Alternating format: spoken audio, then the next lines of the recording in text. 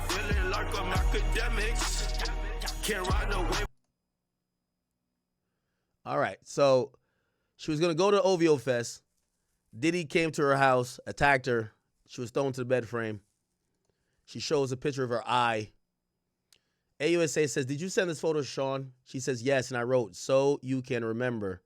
I wanted him to be sorry about it at least. So I guess she sent the picture to him to say, yo, listen, look what you did to me. AUSA says, in this photo, where were you? She says, I was in the green room in Toronto. Oh, she went there. Yeah, she still went to the 6. Yeah, this got to be before Diddy tried to beat the shit out of Drake. Yeah, nigga, why you partying with my bitch, nigga? Oh, yeah, she definitely went to Toronto. Okay. She said, yo, he beat her ass and she still went to Toronto. Oh, my God. She was running through the 6 with the woes. Let me see. Chat, can we find Cassie at OVO Fest? We need to find some pictures. Can we find picture of Cassie at OVO Fest, chat? OVO Fest. It got to be, I'm thinking between 2010 to 2014 because Drake and Diddy fight in 2014. 5 Ways. Oh, Vibe magazine. 2013. Look at this picture. We kind of got it, chat. Look, last night the internet was buzzing with the rumor that Drake had signed Diddy's boo to his October's very own imprint. Nicole Bitch reported that a media-based newsletter, blah, blah, blah, blah, blah. Cassie, blah, blah, blah, blah, blah. Let's get to it. She supposedly signed, so this was a rumor. The chatter is simply internet buzz. Cassie's teaming up with Drake. Doesn't sound like a bad idea. When was this picture taken? Chad?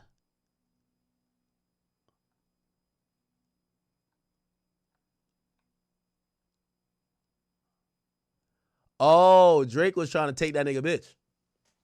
Yeah, I knew that nigga socked Drake out over. It wasn't over no goddamn beat. Like, the beat was probably the last straw, but that nigga Drake tried his bitch, bro. He tried to pull the same play. Not that Drake do some Diddy shit, but he tried to pull the same play on Cassie that Diddy pulled on Cassie. Yo, I'll sign you. Yeah. Diddy was probably like, when I see that light-skinned nigga, I'm socking that nigga out on Paru. On the dead homies, when I see that light-skinned nigga, I'm socking him out, bro. Yo. Yeah. Yo, Drake, man. Yo. Drake. Aubrey. Stop it, bro. Stop it. Yo, Drake tried to sign that. You know Drake was trying to fuck her. You know Drake was. Now you got me. See, now I'm in my bag. I got to go back to 4 p.m. in Calabasas, the lyrics. 4 p.m. in Calabasas. Because we've never heard about this part of the beef. Cassie's now came out and told us she got her ass whipped because she was going to OVO Fest. Somehow she got the ass whipping and still went. She was still in the 6. By the way, this was, I believe, 2015. Was it 2015? When did 4 p.m. in Calabasas drop, chat? When did 4 p.m. in Calabasas drop? That was 2016, actually. It's 2016. Bet. Let's get to some of the lyrics. Read the lyrics, bro. Come on. All you self-promoters is janky. Oh, come on. Stop with the fucking ad, bro. We established at the Yankees, we moving militant, but you the one tanking. No limit to where I could take it. And you know me as a Chris bottle sender, check picker-upper. I thought we looked out for one another. Saw us all as brothers in a struggle, too blessed to be humble. I guess it's different in the city I come from. All of a sudden, I got people showing how they truly resent me. Their whole demeanor just spells envy. They trying to tempt me.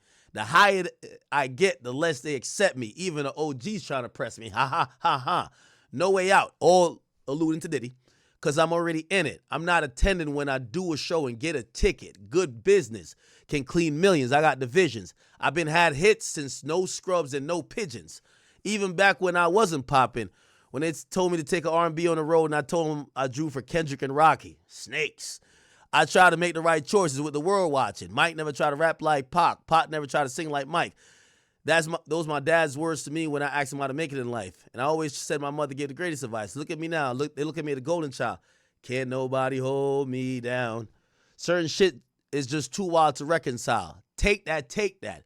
No love in my heart, so they fake that. DiCaprio level, the way they play that. Damn, nigga, what is that? Y'all don't hear no songs that hit my phone like you did that. Then even hit my line where you been at is always on some shit like, oh, okay, he's talking about Diddy here. Oh, bingo, where my bitch at? Got him. Drake, you motherfucker. Drake, you motherfucker, man. Drake, I see why these niggas at the 20V want you.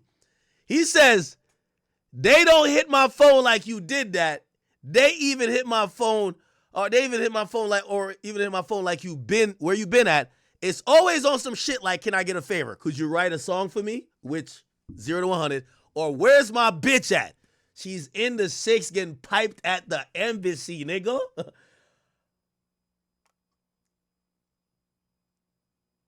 Oh, nah.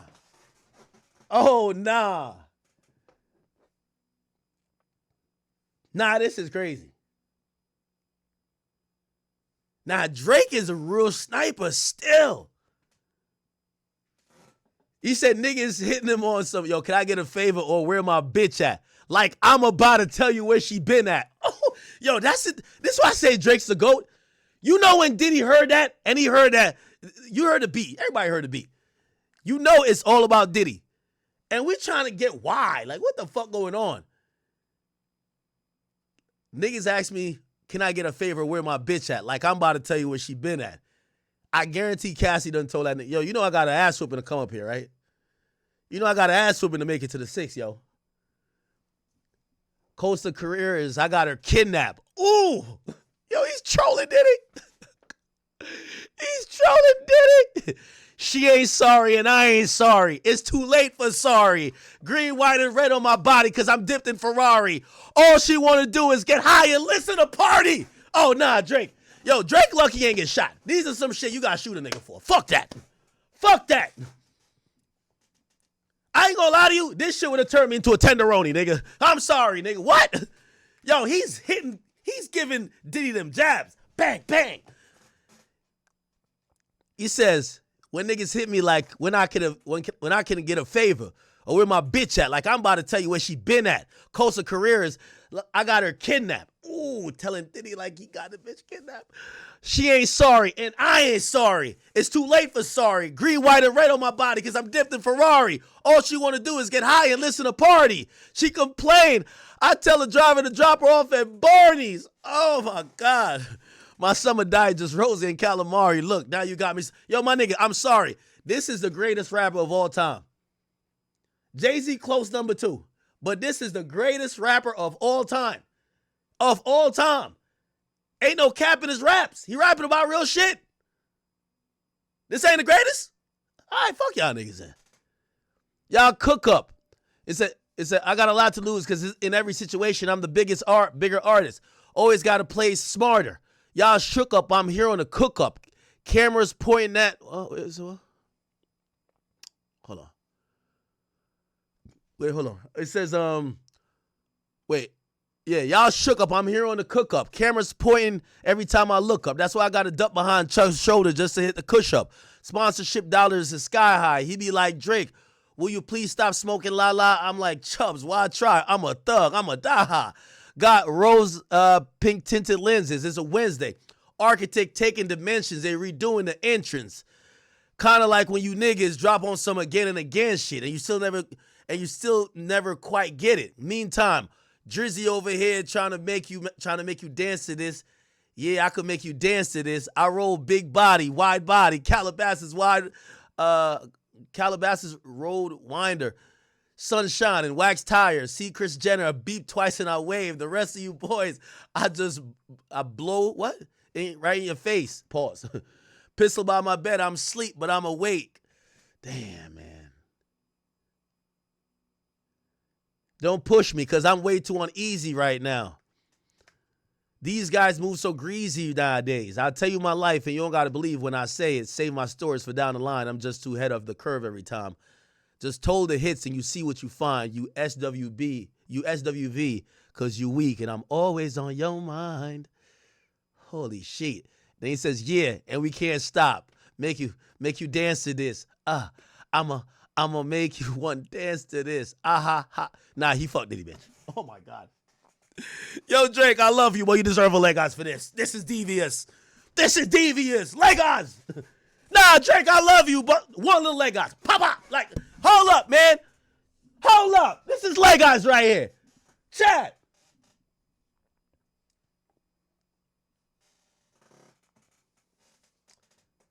Drake to go. You know, of course, I'm going to turn the Diddy case into about Drake, right? No, I'm playing. Okay, let's get back. So, cool. In the green room in Toronto, I put hair over my eyes. Then we went to Hamptons. So I guess she comes back. She goes to the Hamptons. Diddy wanted to have a freak off in the Hamptons. We got a hotel and an escort. Which one? He said, Dave, I took GHB and I went into a G-hole. What's that, chat? I think that's the effect of doing that drug. And I blacked out. I woke up nude in the shower. Dave and Sean were freaking out. I bugged out. It wasn't pretty. Then what? I spoke to a friend of Sean's and then we had a freak off. Huh? What's this? My eyebrow healed up a bit. A week later, I have a permanent scar on my eyebrow. What's this? Me at the Cannes Festival. I think that's in France. What happened at Cannes? Sean accused me of taking drugs from his boat. He threw me off, but my passport was still on the boat. And you were on the red carpet the same night? Yes. Did you attend the movie? Yes. How'd you get back to New York? I got back on a commercial flight. I traded my seat to get away, but he traded to get next to me. Oh, so I guess she said she was trying to not sit next to him, but he was trying to make sure he sat next to her. What did he show you? Freak off videos. He played them from one of his laptops. He said he'd release them. So that's showing Diddy was threatening her ass. Oh my God. How did you feel? Trapped. When you landed in New York, what did you do? We went to a dinner. Then he wanted to have a freak off. Okay, so Diddy was doing this like every other day, chat. It wasn't even weekly. Every other day. Like Diddy was doing this. Like it didn't seem like Diddy wanted to have regular sex with her. He wanted to do freak offs pretty much every other day or maybe every third day. So she was probably doing 2 to 3 freak offs a week. Wow. When you landed in New York, what do you do? We went to a dinner. Then he wanted to have a freak off, so we had a freak off. Why did you do it? To make him not threaten me. Let's read from June 2013. Had Sean been violent with you before this? Yes. Had you told him before you didn't want to do freak offs? Yes. You said you needed GHB? Yes. And I told him that 2 escorts weren't available. I wrote, only Paul available. Or Jake the white guy, but he can't do until 11. The other guy can do earlier. It's just one more person knowing our secret. What did you mean? The freak offs, that's the secret. AUSA says, what's the SLS? A hotel in Hollywood. Oh, man. Holy shit. Yo, what's the dirt? I know you don't cover gossip shit like this, but we need to find out the exact breakdown from Drake punching dick up in Cassie's stomach to Diddy beating her ass, how that mixes in, and y'all got to rewrite that story because I don't think that Drake only got socked out. Well, he didn't get socked out. From what I heard, Diddy swung at him. I don't know if he hit him. I suppose he hit him like in the chest or his shoulder, and then security grabbed both people and they dislocated Drake's shoulder. That's what I've always heard. That's the rumor. But I got to believe if he stepped to Drake like that, he probably thought Drake was playing him all this time. Because think about this. When Drake previewed the song and dropped it via SoundCloud 0 to 100, I'm still saying, damn, you could get another song from Drake. He probably thought Drake was playing him. Remember him explaining this? And by the way, we're still trying to figure out what year. This does say 2013, though. And by the way, in court, we're talking about something in 2013. So it's possible it was 2013. Drake was trying to slide up under Cassie. Cassie tells Sean, because you got to imagine, she at this point is frustrated, like, yo, my career ain't going nowhere with you. I'm only training for freak offs on off days and doing freak offs 2 to 3 times a day or a week. Drake, and this is, yo, for all y'all beautiful ladies in the industry, I want y'all to take Nicki Minaj's approach. And that's what I've heard about her approach. I don't know her personally, but I do give her tremendous respect for this. When you see a powerful rapper or executive invites you out and you're a beautiful young woman, 75% of the time they just want to fuck you. I heard Nicki was always a bitch to people because she wouldn't put herself in situations where they'll leverage it like, oh, I'll sign you, but I'm just trying to see if you cool. They're trying to see if you're going to fuck. Yo, nah, we going to do the song, but just chill with me. Like, nah, we going to get it done. Like, yo, we out here for 4 or 5 days. They're trying to fuck. There's a lot of these chicks that get ran through. They don't get the song that's promised. They don't get the contract. Or if they do get a bullshit contract, it don't go nowhere. They're back doing OnlyFans. I'm telling you, for y'all females who really value y'all art, this game is dominated by men. And as soon as you're the chick that niggas talk, oh yeah, so-and-so fucked her, so-and-so fucked her. Niggas start looking at you not as talented. They start looking at you as a pass around. It really does happen. So if you want them women who coming into the game, you serious about your art, take the Nicki Minaj approach. Maybe you don't got to be like a bitch, like how some people accuse her of being. And I think that was just her standing her ground. But please, don't just open your legs left, right, and center and fuck all these guys because they all don't believe in you. Think about Cassie. Like with all due respect, Drake my man's too, but like, do you think Drake was like about to like put her on OVO? Yo, Drake come on. You think Drake was going to push her on OVO even if he did sign? Come on, hell no. Nah. Like, niggas probably just realized this is a little nympho, but she's desperate to get a career or the backing of somebody lit, and she was probably going everywhere, and she was so used to being freaked out. Yeah. So, again, that's my little warning to any of y'all female artists who take y'all art serious. Now, if y'all want to come in the game and y'all just want to become concubines of these guys, you know what I mean? Shit, we've seen, Diddy did this already, or recently. Like, let's not even call that person's name. You know, all of a sudden, they were promoting music. Now they promote other shit. They ain't promoting music no more. These rappers know how to suck the talent, or not talent, but suck the career out of you. And a lot of time they're entertaining y'all just for y'all looks. They're trying to fuck it. They're trying to fuck y'all. That's it. You know? Don't be the industry. I'm not saying don't date in the industry. Do what you want. But don't be the industry pass around while you're chasing a career. You become an established artist and want to date another artist, cool. But thinking you're going to, put yourself in places or positions that you got to fuck for A, B, and C, word gets around and everybody, because all these niggas got a label. All these niggas could give you a feature. Anyway. All right. So it looked like this might have been 2013, okay?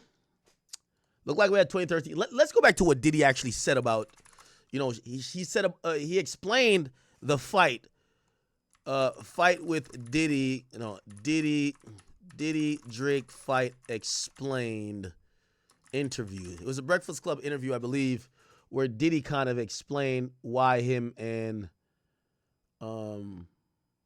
okay, let's watch this. Akademiks, Charlemagne, and that's Ride a Motorcycle. Man, I love her. That's actually got more Billboard slaps than the Beatles.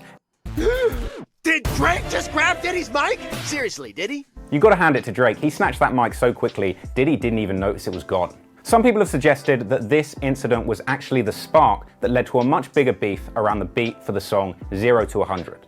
The melody for this beat was originally put together by instrumentalist and producer Frank Dukes. At this point, Frank had produced some hits for some legendary artists and albums, including Eminem's Marshall Mathers LP2 that went on to win a Grammy, Ghostface Killer's Apollo Kids, and also some not so good albums. Frank actually knew Drake and Boy Wonder from way back, having produced the predictably emotional Instagram post a couple of days later. There was a lot of speculation in the aftermath, but ultimately there was no retaliation from Drake, although a couple of months French Montana at the base, which is unusual.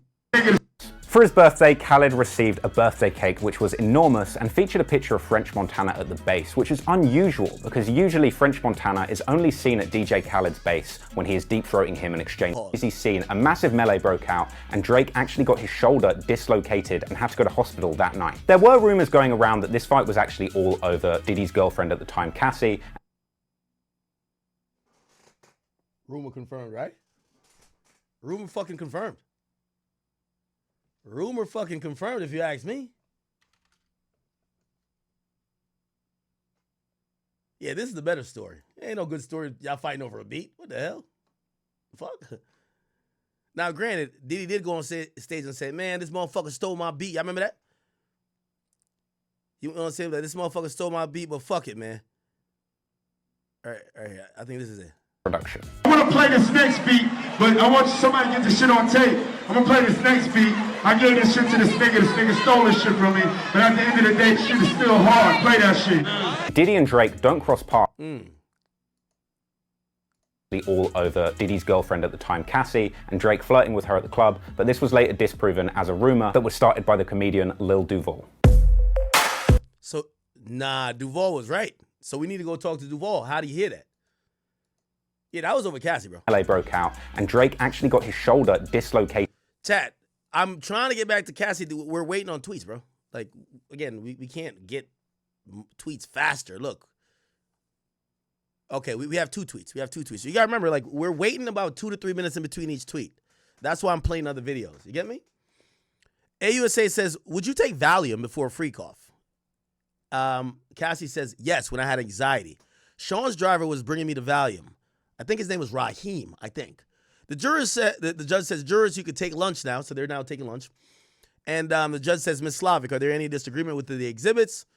And Slavic says, yes, the defense wants the exhibit to be longer and about masturbation. The defense says they wanted to cut it off at looking at my iPad. So they look like they're talking about,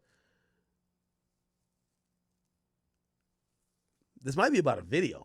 They're trying to figure out what videos could be shown, this and third. This is going to be interesting. Let me keep playing this, and then we're going to go to, they're going to be piling out of the courtroom. We want to get an update then. And had to go to hospital that night. There were rumors going around that this fight was actually all over Diddy's girlfriend at the time, Cassie, and Drake flirting with her at the club, but this was later disproven as a rumor that was started by the comedian Lil Duval.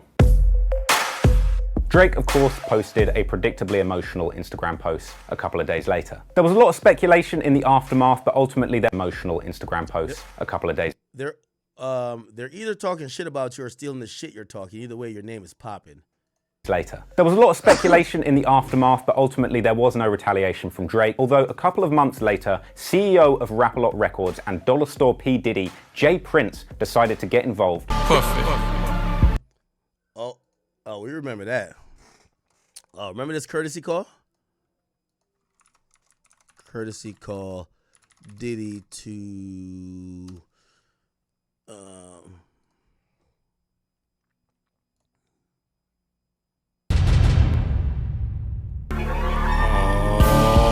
Yeah. These niggas in awaken a sleeping giant. So let me put these bully niggas on notice by letting them know Drake is family. And the weak shit from Puffy and Suge is on my radar. What did Suge do to Drake? First of all, Puffy feeling like he can put his hands on my family, open the doors for his family to be touched. You reap what you sow. And to Sugar Bear on Lil Wayne's nutsack, nigga, you know I ride with Drake, so I accept any invitation. You will not allow it to stay on my track record that Cash Money took anything from me. Okay, interesting.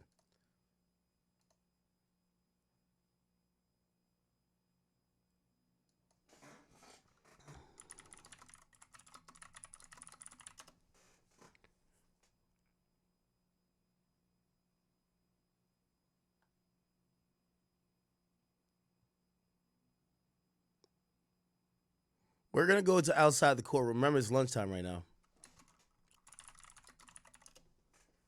It was at the Breakfast Club. Over the trap door. And that's just a fact. He made you. 1050 a whole. You deal with AT&T. Ain't record that. Did you and Jay Prince talk? Because he got on the record and... Yeah. You know what I'm saying? As far as songwriting and album. Here we go. As far as with that, definitely had and still have some asshole issues that I gotta make sure that I get over, and just the way, you know, listening to the way I speak to somebody, listening before I say it, and you know the effect that it can have on them, even though I just want the best for them. I think you're back to that though. I think, you know, at first when you first launched and everything first came out, you was very personable. You were everywhere. You were touching the people, and then I think you moved away from that a little bit. But I see you coming back to that. I think people Yeah. love that and they respect that when they actually see somebody that they look up to or a star that they can. Thanks. You know, it just gets to a, and that's when you got to take a step back on the positive. We're so. Historically, we've heard about you putting hands on people throughout the years. Like, what made you put hands on Drake? Ooh. I did not put hands on Drake. Oh. And I do not want any problems with Drake. Drake is, right now, that's all I got. That's all I have to say. He's putting in his work. I didn't do nothing to Drake. Drake is my friend. What happened to the, That was a total rumor. Yeah, what happened to the beat, the 0 to 100? They said that was your record at first. Was that any truth to that? Even there was a clip of you at the club. Yeah. There was a 0 to 100 was initially a record that was my record, and then somehow that became just a misunderstanding because we was working with the same producers. Honestly, it was a misunderstanding. Honestly, Drake is actually my favorite rapper. You know what I'm saying? As far as songwriting and albums, it's been like that for a couple of years. Meek is my boy, and All right. We're gonna kind of rotate to people are coming out of the court. With Ventura, call me, he texted, then call now. I went and checked everything and spoke to security. As long as you don't disturb the other guests, they'll leave you be, Ventura wrote to Combs in another message. I want to repeat that again. I went and checked everything and spoke to security. As long as you don't disturb the other guests, they'll leave you be, Ventura wrote to Combs in another message. Again, a big part of today is prosecution asking Cassie, once again, questions about the 2016 incident. Hotel footage has no audio, and for stretches of time, Sean Combs is seen talking to Cassie Ventura. Ventura said that he was calling me out by my name, in other words, insulting her and calling her slurs, and told her that she wasn't going. So apparently they're saying that, okay, this is the original video. So she dropped 2 videos. My bad, Chad. I got it. My bad. They dropped 2 videos for the Me and You shit. And apparently this was the original first uncut version. They never use this one. They use another one that's much cleaner. And they don't even use these clips. But apparently the rumor is this is Drake's hand. But this is in 2006. Drake popped in 2009 though, right? They're claiming that this guy's hand and it's Drake behind the camera. Even 9 years ago, if you look in the comment section, it says apparently the guys whose hand and body we see in the video is Drake.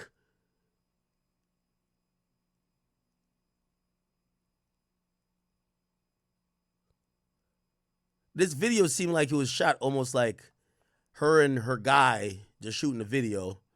She even touches the person in the camera a bunch of times. This is not the official video. This is a video that never came out. But they keep claiming this guy is, I don't know, like, how could we find out? They claim that's his hand. I don't know. They claim this is him.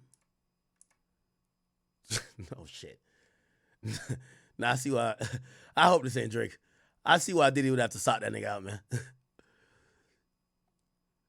Oh nah. Oh no. Well, here's the thing though. Maybe Cassie was a little bit freaked out before though. Now this looked like it was a Kardashian tape. Maybe it was meant to be like that.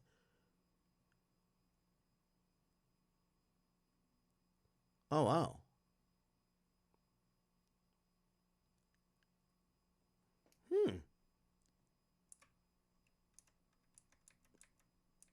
I don't know if this really has all the truth we think to it.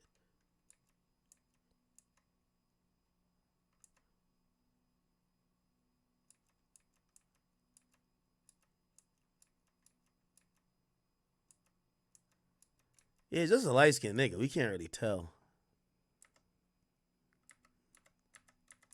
Can't tell. I don't know. Anyway. To leave him there. And again, we're not yet at the material found in the 2 drives the prosecutor has asked Cassie Ventura about. The prosecutor is asking Ventura to flesh out certain points from her testimony. Day of testimony, which included playing more of that explosive video of Combs beating Ventura in a hotel hallway. Welcome to the Noon, Bianca. By the way, I think also people are putting this together to say the Rich Baby Daddy video, which is Drake's song, was shot the same way with Drake behind the camera. Right?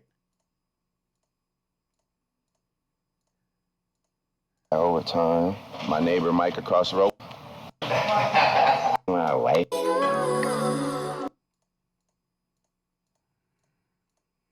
Yeah, I don't know. Okay.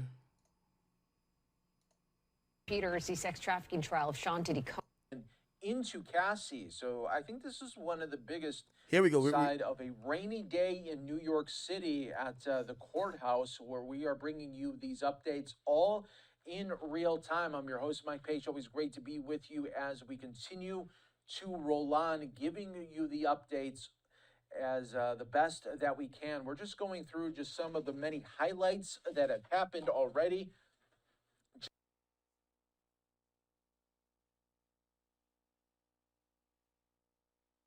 To go different places and perform sex acts. That's not okay. So yeah. All right. By the way, thank you for that donation. It reminded me to unmute. Okay, let me go through. I'm gonna go through all you guys' donations. Thank you guys so much. Tanya Vicente, am I saying your name right? I think I am. Vincente. I think you're Canadian. It says, keep that McDonald's coffee flowing. She's the new Hennessy. Yeah, it's, obviously, I'm still balancing a little bit both alcohol and the coffee, but the coffee does wonders for me in really getting shit going and getting to like the stuff that we care about here. If it's a crash out day, y'all could just say fuck the coffee. Let's get on some Hennessy or something like that. But I appreciate you guys really encouraging my new use of it's black coffee. It's just straight black. I still got a little bit left. And this is my first cup today too. So I don't know if you shouldn't drink too much coffee, but it's only my first cup. It's cold, but I still drink it. It don't taste good, but it gets the job done. Buzzer Beater Clips, thank you for the 2. It says, Diddy parties were demonic rituals. Shaking my head. Lady Shan, thank you for the 2. It says, let's go. How didn't she get pregnant? Ooh, we haven't spoken about that. Whether she was taking Plan Bs after the freak offs, or is she on birth control? What type of birth control? That's a really good point you're making. But also, I'm wondering, in preparation for this case, does the prosecutors talk to her and say, hey, this is super invasive. I get it. You're going to be testifying to some things that you probably don't even want to recount. There's 2 things I think they've left out. Birth control, number 1. Did she ever have an abortion because she got pregnant in a freak off? Now, those things, I ain't going to lie to you. If she ever came out and said, yeah, after having 3 freak offs with 12 dudes, I got pregnant. Sean forced me to get an abortion because he didn't know who the father would be. That would hit, right? We haven't heard anything about pregnancy. Haven't heard anything about birth control. And that could be for her own protection. Hold on, I still got food in my mouth. That could be for her own, privacy and protection. Also, what we haven't heard about is, she's mentioned, certain, she's mentioned UTIs, but she hasn't mentioned too much about maybe a doctor visit, clinic visit, because of some of the diseases that may have been caught during, you got to imagine, this is not a normal sexual behavior activity. And with the frequency, you got to imagine from time to time, there's going to be some STDs up in there. We're not getting too much questions about STDs. Actually, they kept it really light. I think the majority of women, and chat queens, y'all could tell me if I'm incorrect or not, the majority of women at one point in their life may have experienced a UTI or maybe a yeast infection. Those are kind of like lighter on the scale. Now, if she's saying, I caught gonorrhea, chlamydia, this motherfucker gave me that hurt, like that would be more significant. And I'm not saying that never happened, but I'm wondering if in prepping her for the trial, she's like, hey, listen, I know I'm trying to testify for you guys, but I don't want to publicize some of the things about my sexual history and maybe things that maybe I'm infected with for life. Or I don't want to talk about my birth control status, given the fact that now I have kids and my husband, is watching, right? But thank you for that donation, Lady Shan. She also said, Lady Shan says, could I be a chat queen mod? The Discord is popping. I would like to know if you go to the courthouse, would you be allowed in? So the way I've heard, I'll make you a mod right now, actually. By the way, anybody I make mods chat, y'all watch their behavior because, you know, I'm only seeing like donations and shit. Okay, so the way it works at the courthouse is that there is line for people with media credentials. There's a line for family. And actually those people, I think they're dealing with someone there, so they show up early and through a different entrance, whatever. And then there is a general line for interested parties. I hear that line is very long. I hear people are getting on the line super early in the morning. You could pay them to like take their spot in the line. And for people who are influencers or whatever, if you really want to get in, you might have to pay a couple $100, but you might be able to get in there because somebody will be online to be like, oh shit, and you just take their spot. So it's not necessarily are you allowed or you're not. It's just so many people want to get up in a courtroom and there's only so much space. So again, if you're a credentialed media member, there's a certain amount of space for you. And if that doesn't fit, you're going to be like an interested party. And if not, you know, you have attorneys and also court officials. There's a lot of, and then family of the accused, family of, or people, you know, I guess the victims also are going to have some type of space or some type of accommodation for them, and also witnesses that are testifying. So again, I think if I did go, I would just have to go really early, or I'd have to pay someone off online to really make sure I got in there. Billo, thank you for the 20. He says, yo, look up the Mann Act. This is why the diddler is done. And the judge told the jurors they could take lunch, okay? The judge then said, Ms. Slavic, are there disagreements on the exhibits? Slavic, who's a prosecutor, so another white woman, she says, yes, the defense wants the exhibit to be longer and about masturbation. The defense says, well, they just wanted, meaning the prosecutors wanted to cut it off after looking at my iPad. The defense says, yo, you know, so the jurors are going into lunch. They're arguing about certain little things. It says, the defense says, we heard this morning about videos on his device, so that's relevant. Slavic then says, well, we can agree to more, something less than 10 pages. And now Hecker Fink for the witness, so there's a lawyer for the witness known as Mia, says there's a jury instructions about the victims, right? Basically, the lawyer for one of the victims or the lawyer for one of the witnesses, which is Mia. Mia is the personal assistant of Diddy, is making an inquiry now to the judge. By the way, when the jury leaves the room, we're going to see a lot of, like, this is where you do procedural shit, right? You don't do it in front of the jury, you do it when they're out of the room. So that's why, even though they send the jury to lunch, they're still in court. The judge says, we're trying to prevent witnesses from being counseled on how to testify. So they're going back to this idea where Cassie cannot call a lawyer, her lawyer, when Cassie is being grilled by Diddy's attorneys. But also this other personal assistant or former personal assistant named Mia, she can't call a lawyer either. This should tell y'all, chat, they're very nervous that when Diddy's team get on their ass, it's going to be a little bit sticky. Diddy's team might have them spun the fuck around, admitting to crimes that they should be. You get what I'm saying? But one thing they know, you can't lie. So Hecker Fink lawyer says Mia would have taken this to her grave. I don't know how to support her if we can't discuss her pain. What she went through. We will not put words in her mouth. Her nerves are through the roof. The judge says we're trying to prevent witnesses from being counseled on how to testify. So basically, the lawyer's almost saying, yo, you know, she wouldn't have agreed to be no fucking witness if she thought it was going to be like this. So one of the witnesses is kind of feeling like railroaded, like they're going to be up there being alone. The judge says, we're trying to prevent witnesses from being counseled on how to testify, what to say or what not to say. Anything else is okay. Would that be acceptable? Hecker Fink says, I'm afraid she'll have a moment and lose it. Then ask me, did I forget something? I worry. Now the counsel to Jane Doe says, so now all the lawyers for the potential witnesses, they're seeing what, remember, Diddy's lawyers ain't even stepped up yet, but they're seeing what this finna be. They know that, they're watching Brian Steele just warm up on the sidelines, just dribbling the ball like Curry. They know he about to drop like 55. So they're like, we could chime in, right? We could they could phone a friend, right? The judge is like, your client got to play them versus Brian Steele or them versus Mark Agnifilo or them versus Teddy Garagos, or them versus Xavier Donaldson, or them versus Alexander Shapiro. All of those lawyers and plus more. There's 6 more.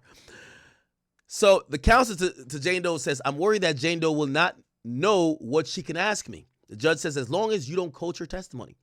Wigder, which is now Cassie's lawyer, civil lawyer, says, I have nothing to add. Judge says, Ms. Shapiro, we've spoken with each attorney.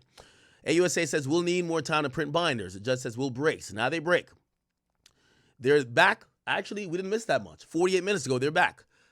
All rise. As to Exhibit 619, the objection to the defendant's proposal is overruled. Let's have Ms. Ventura back on the stand and we'll bring in our jury. So Cassie wanders back in, and now the jury enters. AUSA Johnson says, I got a binder for the court. The gallery will not be able to see these exhibits. Ms. Ventura, I will show you some exhibits. 2A, 404. Who is this? Ventura then says, she works for Sean. AUSA Johnson says, we will call her Mia. When you gave your devices to the government, were they working? She says, no, they were broken. AUSA says, put up 602-A for Ms. Ventura and the jury only. By the way, they have privacy screens. So I guess what happens is everybody in the gallery gets, they put up some type of privacy screen that they can't see. Or they must have some type of projector that only shows the jury and the witness. So I don't know how they do it, but we'll figure it out later. So clearly it's a naked picture. It's clear, right? Put it up for Ms. Ventura and the juror only. So what's on your skin? Ventura says oil. So look like it got to be a naked picture. AUSA says, when did Sean first physically hurt you? She says it started in the first year. AUSA says, what staffer was present when Sean was physically with you? Defense's objection. Physical is vague. AUSA says, I'm talking about punching and hitting, okay? AUSA says, when did Sean first use violence on you? Ventura says, in New York City, we were in a car with security, and he knocked me around. AUSA says, what did he do? He hit me in the side of the head. I fell to the floor to escalate. AUSA then says, in January 2009, did you attend an event in LA with Sean? She says, yes. What happened as you left? She says, I've been speaking to a producer about music. Sean called me a slut. I hit him in the face. I had been drinking. AUSA says, did you see any injuries? So they're addressing the fact that she did put hands on him too. Remember I told you they had to address that. Ventura says, I was on the floor of the car and he stomped my face. How long did this last? 10 minutes. I tried to get away, but Sean's security brought me back. Who? Roger Bonds. Chat, we heard this story yesterday. I hate to like, you know, because we're behind on tweets. I hate to do this, but we're going to go to Roger Bonds, Cassie, Diddy, mutual. He said that their abuse was mutual, okay? He says they both hit each other. Hold on. Me stopping Diddy from hitting Cassie. Kim and others was helping. Hold on. Let me see.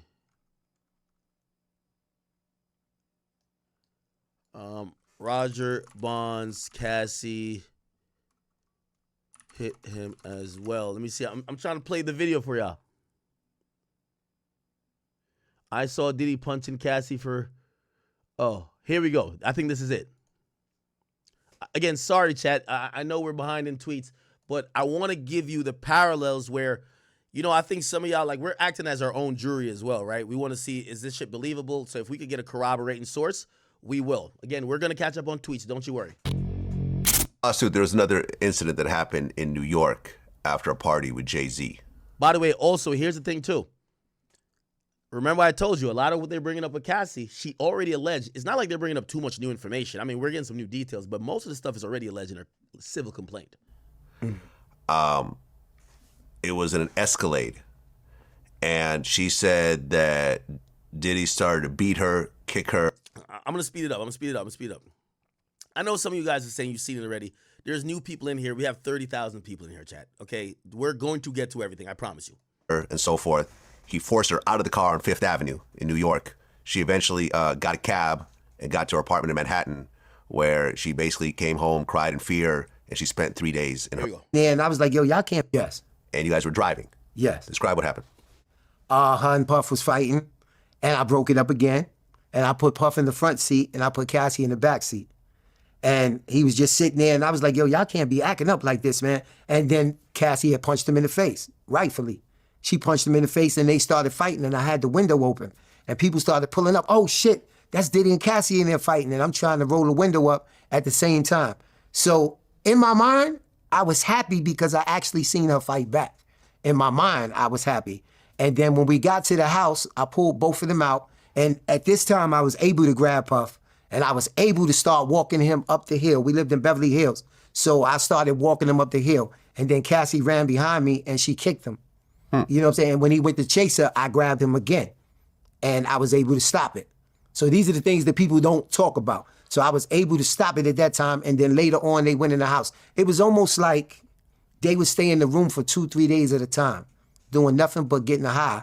And then when they came out the room, it was like a different person. Cassie would be like a whole different type of person. She was very quiet. She started really not talking. And that's when I started realizing, like, she's at the point where she's just terrified. Interesting. All right, we're going to play the whole thing. Let's go. AUSA says, what did they tell me to go to a hotel? Ventura says, they snuck me in a hotel, covered me up so no one could see my face. How long were you at the London hotel? By the way, this was in the civil suit. She says, a week, a little more. An assistant brought me ice cream. What was the assistant's name? Genevieve. AUSA says, did you feel you could leave the London hotel? No, I understood his capabilities, access to guns. Oh, my God. Wait, she really thought he was going to use guns to kill her? Okay, all right. The threats he made. AUSA says, when you were taken to the hotel after the assault? She says, no. AUSA says, do you know that this assault was reported? She says, I know there was a blind item on the internet without our names. Who raised the blind item to you? My mother. Defense says objection. AUSA says, not for the truth. Overruled. Ventura then says, this was before FaceTime was popular, so I could hide myself. She asked if it was me. What did you say? No, I didn't want my mother to know something of that magnitude and be in danger. Interesting. Apparently someone has added in that this is Jake from Cowboys and Angels. This guy was a prostitute. Wow, okay. So one of the guys who smashed Cassie. Holy shit. Let's continue. When you went to the after party with your girlfriends, what happens? I saw executives from BT, then I heard Sean was there. What did you do? I left. I ran out as fast as I could. Why? I thought he was angry. Did he come to the hotel you were staying at? Yes, he beat me up and called me names. My face was bruised. The photo, who is it? Scott Mescuddy, known as Kid Cudi. We dated in 2011. Did Sean find out? Yes, in my phone. Ventura says Sean went through my phone doing a freak off. He found an email about what? Taking my toiletry bag to Scott the next day. Sean put a wine opener in his hand and threatened me. I called Scott on a burner phone. Where did you go? To Scott's house. Then I talked with Capricorn Clark, one of Sean's assistants. Then what? I went to Sean's house. I went to the house Sean was staying at. He told me he would release the videos and hurt Scott and I. What videos? Freak off videos of me. Scott kicked me in the back. I got a bruise. AUSA, where did you go? To my hotel with the burner phone. The room was torn up. Someone peed all over the floor, peed in the toilet, and didn't flush. It was gross. This was before Christmas. I sent an email to my mom in Capricorn from my flight to Boston and Connecticut. Somebody says, AUSA says, what did you write? That Sean said he would release a tape of me on Christmas and he would have Scott hurt and I. Then he said he would be out of the country. Oh. I sent an email to my mom. So, okay, so she did tell her mom. AUSA, what are these photographs? Ventura says my mother took them in Connecticut of bruises on my back. AUSA says, were you entirely honest with your mother about the abuse? No, I said it was the first time. AUSA says, did you ever tell her about the freak-offs? She admits no. What year was this, chat? What year was this? There's a BT party. This is 2011, it seems. Chat, do you hold her mother accountable that her mother was told about this abuse in 2011, yet her mother did nothing. Her mother actually allowed it, or not necessarily allowed it, but took pictures of some of the bruising, whatever. She went with the idea or the excuse of, nah, this was the first time he put hands on me. And she never forced, I guess, this situation to stop or called law enforcement to take it to another level.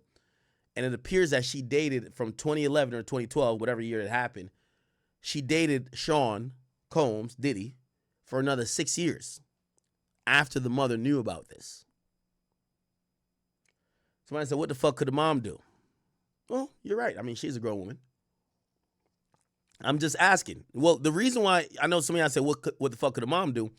But aren't we assuming or going under the assumption that Cassie is stuck in this situation in a cycle of abuse where she is like literally helpless? She's like a child. She's too much in love, too much dependent. She's too scared. She can't necessarily break the cycle of abuse herself. So then it becomes incumbent on other people around her to possibly help and probably intervene. It's like somebody who's a drug addict.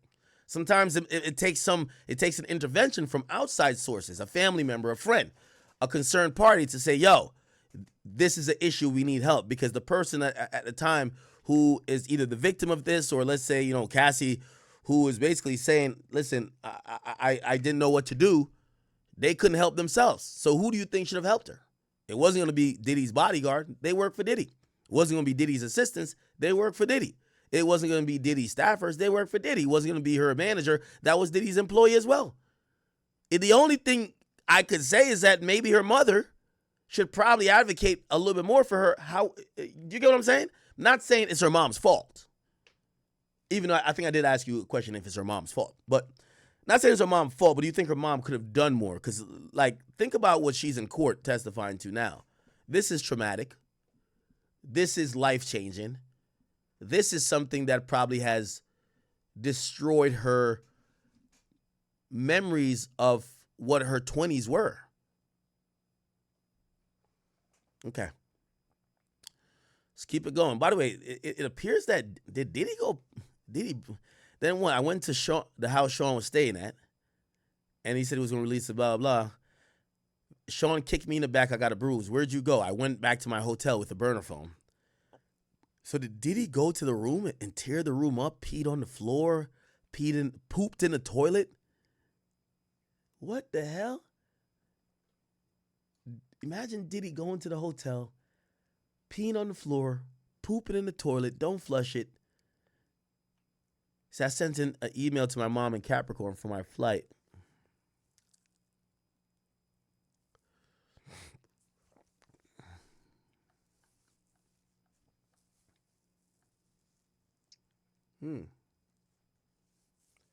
Some people say the mom ain't want to fuck that bag up. The mom did take pictures of the bruises on her back while she was in Connecticut. Let's see. We should have some more tweets. Ventura looked like she's getting emotional here. She asked if it's possible to break. The judge says yes, a break is possible. Okay, so they have taken a break right now.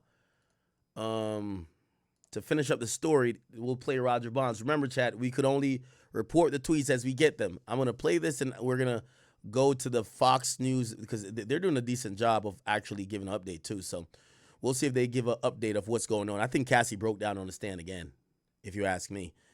Inner City Press, a.k.a. Matthew, he didn't say that, but if she's asking for a break, either it's a bathroom break, obviously she's 8 months or 8.5 months pregnant, but she might have broke down the stand or need a moment with everything that's happening. Well, when she punched Diddy in the face in the car, I guess she had a ring on? Yeah, she had a ring on. She had a monkey ring on. And the reason I remember this monkey ring on is because Uncle Paulie had left this same ring in L.A. one time. And he said, yo, Bonds, when you get to the house in L.A., yo, I left Cassie ring. So I said, okay, I'll get it. So I got the ring and I put it in a tissue. And you know how you just empty your pockets out one day? I emptied my pockets out and I threw the ring away. And this ring was a $10,000 ring. So I just threw it away. So when I went back to Ralph's to look in the parking lot, it wasn't there. So I went to well, I forgot the jeweler name, famous jeweler on Fifth Avenue. Let's see, Loren, something Loren. And I went to her. She knew who I was. And she gave me the same ring again on a payment. Okay.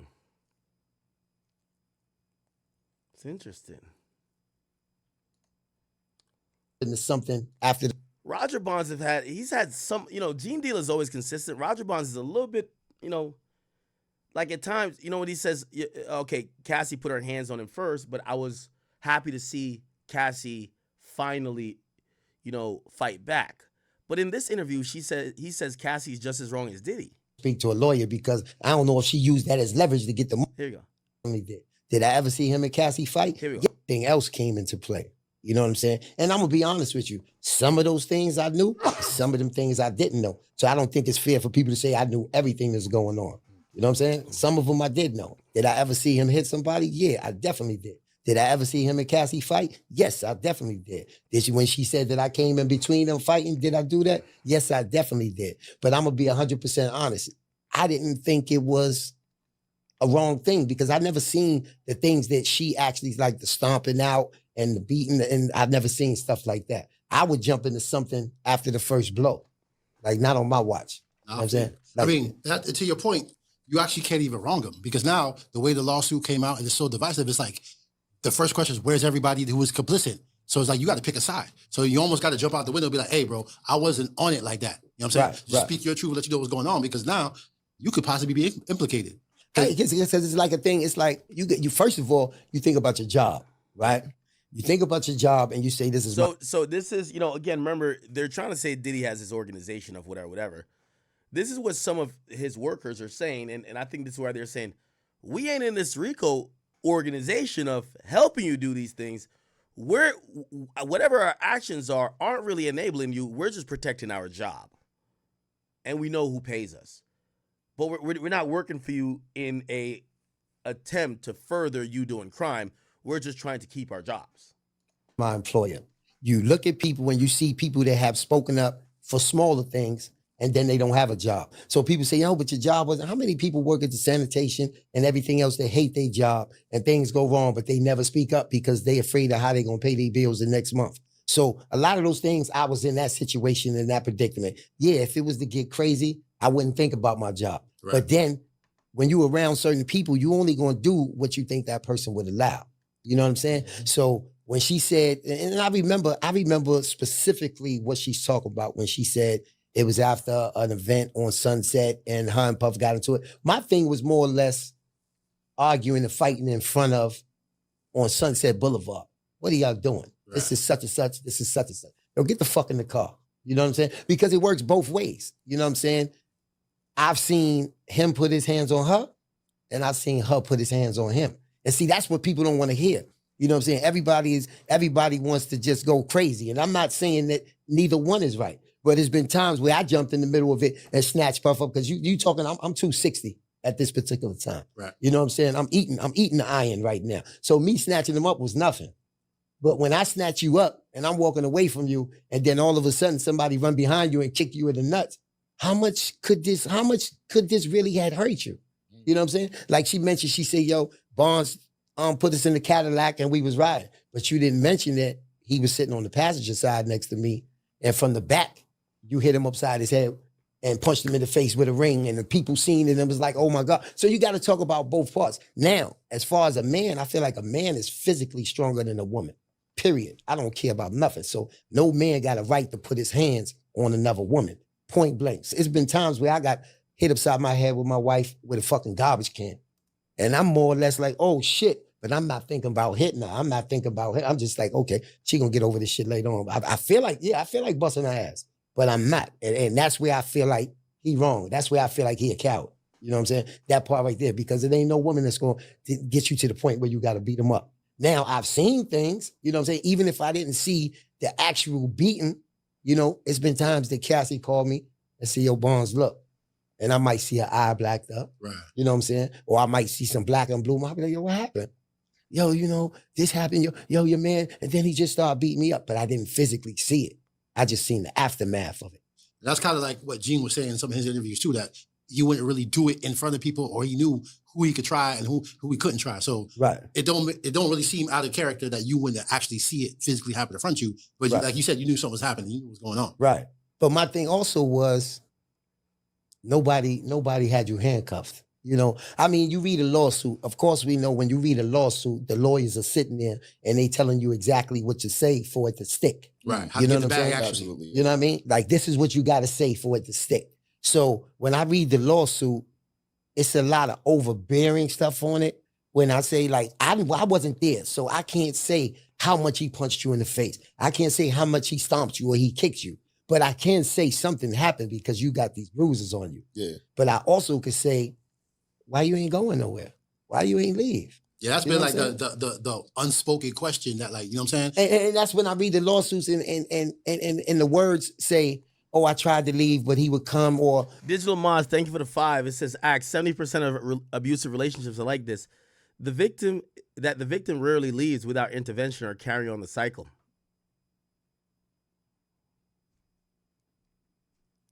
Facts. 3 Dingless, what up with you, man? Thank you for the 5. It's a whoop-de fucking do.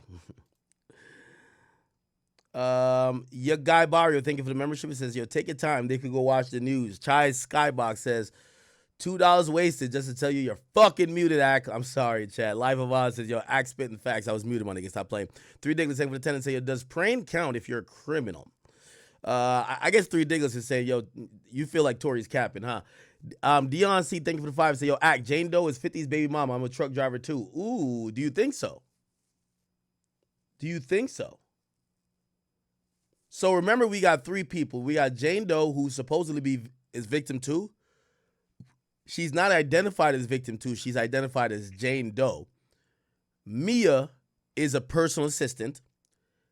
Cassie is known. I would imagine that Jane Doe might have a public name, because why not want your name to be known? We see so many people like chasing a bag off of being a victim. If your name is said as the government thinking your statements are so valid enough that you think your statements are so valid enough that, remember, Lil Rod is not in this case. There's 100 more people that Tony Busby claim he represent. They're not in this case. Cassie's in this case. Mia's in this case. Supposedly Chef at some point is going to be a witness to this case. We've seen some sex workers, at least one in this case. We've seen a security guard in this case. Jane Doe, now granted, like, you know, we have to be very careful because, you know, maybe it's not about a money grab. Maybe it's like, yo, bro, I don't want to have to recount that this nigga had people pissing and shitting on me and the nigga was inserting all type of shit in my anus and my pussy. And, yo, like, shit. I think I've seen some of y'all even say it now. Thank God Cassie's married, but a lot of people are looking at Cassie like, yo, damn, what man would take you after this? So it is embarrassing. So I could see that, but some people are saying maybe Jane Doe is 50 Cent's baby moms, who has a public name. And you remember she was mad when 50 called her LSW, which is a little sex worker. That's what he alleged her to be. And, you know, that turned into her making allegations about him. So I don't know. I would think that she has resources, and especially being with 50, even if that's true, she's still the mother of 50's child. I think 50 would employ his lawyers to really deal with the courts differently, to be like, listen, she's not going to be up there sharing those details, whether true or not. That's going to be an embarrassing her for life. 50 has to care about his son. His son would grow up eventually to see those details about his mom. That's traumatizing, I believe. Okay? If you think about 50's relationship with his mom, and which we've heard about, God rest in peace, his mom, and, you know, I'm not trying to be funny, nothing. You know, if you know, you know. If you know, you know, type shit, right? Cool. Somebody from the... By the way, thank you guys. Cassie. And here we go. So this is 3:09. So we're about 20 minutes off. Again, they've taken a lot of breaks today, so it's not like we've also taken breaks, but we haven't missed a lot. So they're back. Judge says, Ms. Johnson, any estimate? So Ms. Johnson says, we got like about an hour more, which if you ask me at this point, conservatively, I think they're going to call it for today, and they're going to come back tomorrow. They're not going to start redirect today. Or cross. So an hour more of Cassie being on the stand for the prosecutor, but then defense goes. Said the goal is to finish the direct and allow the start of cross-examination today. The judge says bring the witness and the jury back in. So the prosecution hopefully wants cross to start today. Let's see. Jury enters and the AUSA says, did anyone come down to see you in Connecticut? Ventura says, Scott did, which means Kid Cudi, for a few days. I broke it off with him. It was too dangerous. So she's saying she stopped seeing Kid Cudi because it was too dangerous.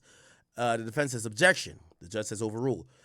He says, Sean said he would hurt both of us. AUSA says, where did you go after Connecticut? Cassie says, I went to see Sean. He was in Arizona. His son was in college. I told my mother I was going to LA for work. AUSA says, so it looked like even though she was in Connecticut, like probably like a safe place with her mom, telling her mom that, yeah, Diddy's beating me, Kid Cudi comes to see her. Look like she says, and if you ask me, this could be interpreted as, yo, Diddy had other women. You thought you could have other men.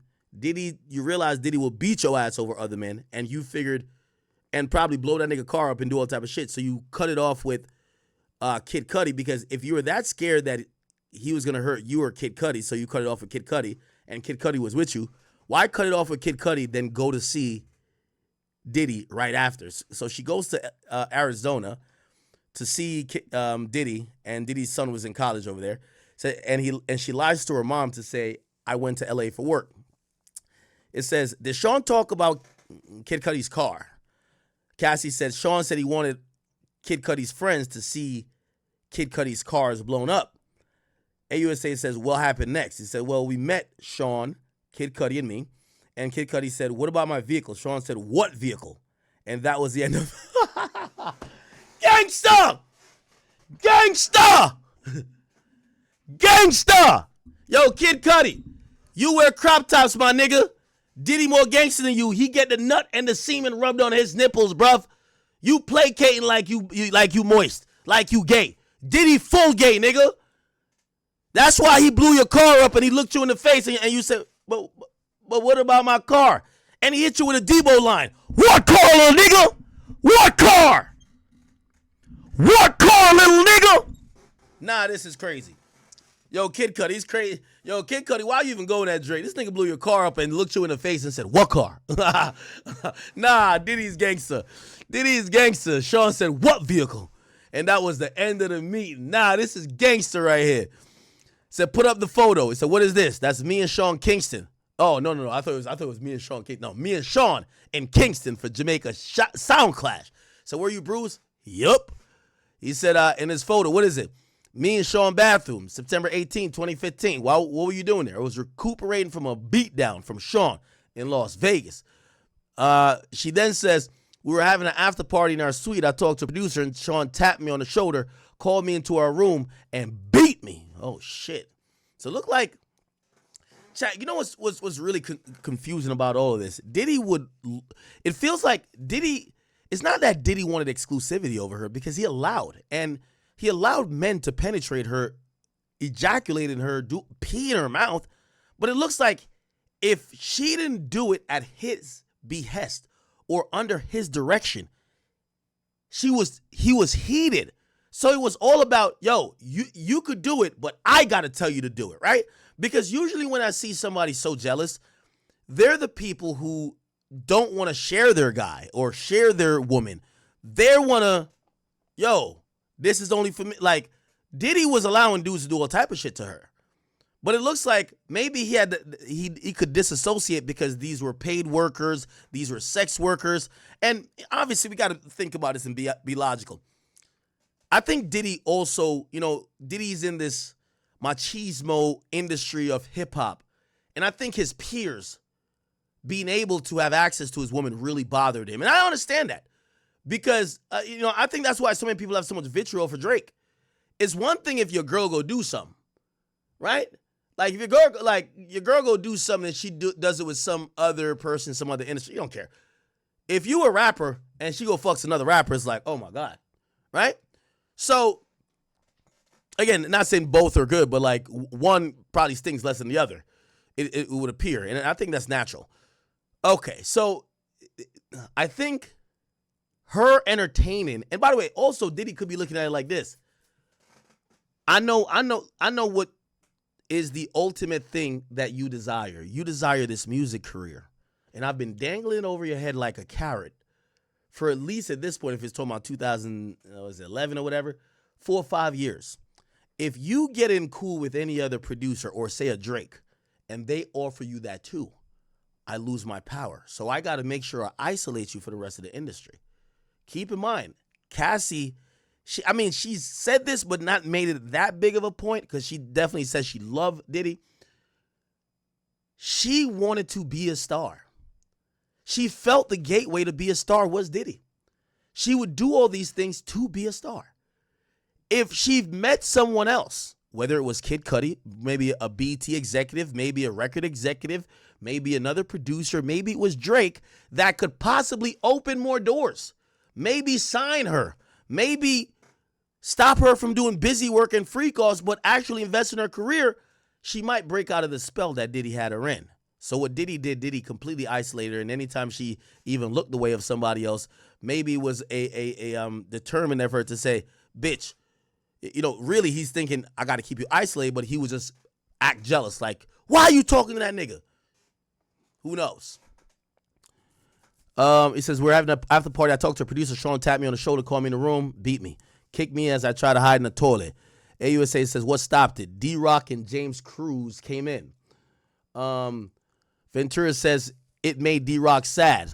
AUSA says, what are these communications? It says, from D-Rock to me, he says, where are you at? It's time to ice your face. AUSA says, why? I had just been beaten up by Sean. AUSA says, were all these times he beat you? Ventura says, no, there were more. AUSA says, with who else did you see Sean be violent? Ventura says, I seen him drag an assistant out of a bed. I seen him punch Eli or Ellie in his head. One time in Turks, he dragged a person. Okay?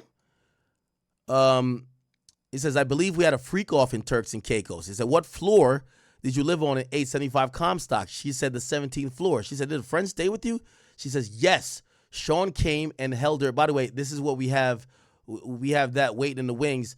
It's Tiffany Red. She wrote an op-ed in Rolling Stone. Remember? She wrote it back in 2013, a couple days or maybe like a week after Cassie had gotten her settlement. So I don't know if you want us to tap back into that, but I think we're about to get to the end of the day.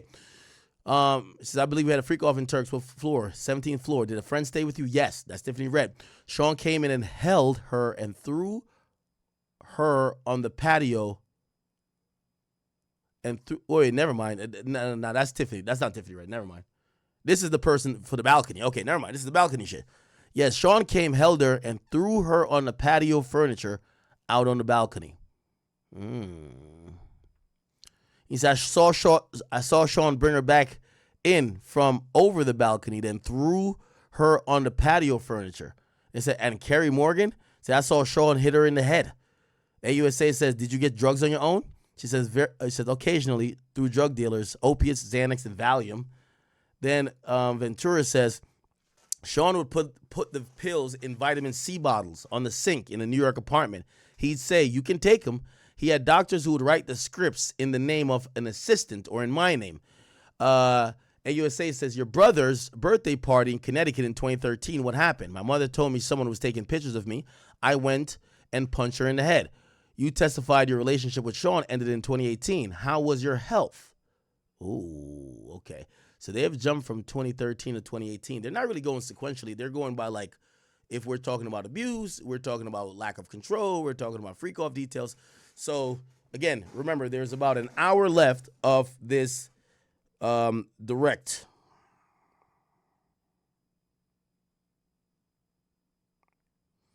Okay. A lot going on, chat. A lot going on.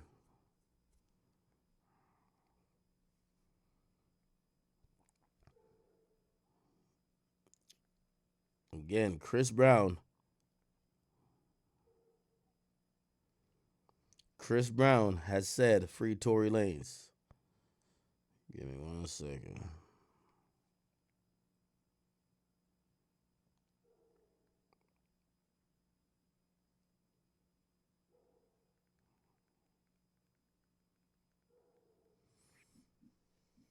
Okay, we will see, Chad.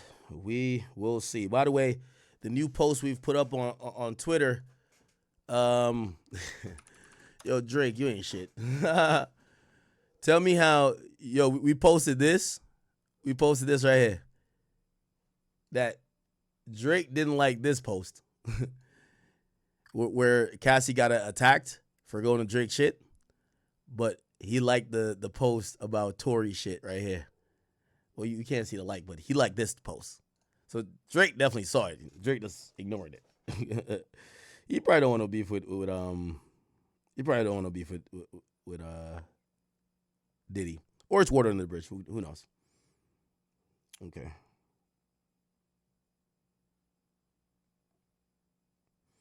Okay. All right, we're waiting for another tweet. I think we should have one. Ventura says, so this is after, so basically the question before was, you testify your relationship ended in 2018. How was your health? She says, well, I was sleepwalking. I had PTSD. Defense says objection. Judge says overrule. AUSA says, what is this? It says, this is a photo of my front door in 2018. AUSA says, publish it to the jury. Why is there a knife there? Ventura says, Sean was coming around a lot, so I had it. Wow. So apparently, she had a knife by her front door, and she had that knife because she thought Diddy might show up, and she needed to have some protection in case she had to stab that nigga. Wow. Interesting, people. Interesting. AUSA says, August 2018, what happened? We were having a close conversation at a restaurant in Malibu. He was trying to convince me to go to Burning Man. Were you seeing anyone? She admits. So she was cheating. She was seeing her now husband, Alex Fine. I think this is where he's going to be asked to step out of the room. Yeah. I think at this point he's going to be asked to step out of the room, y'all.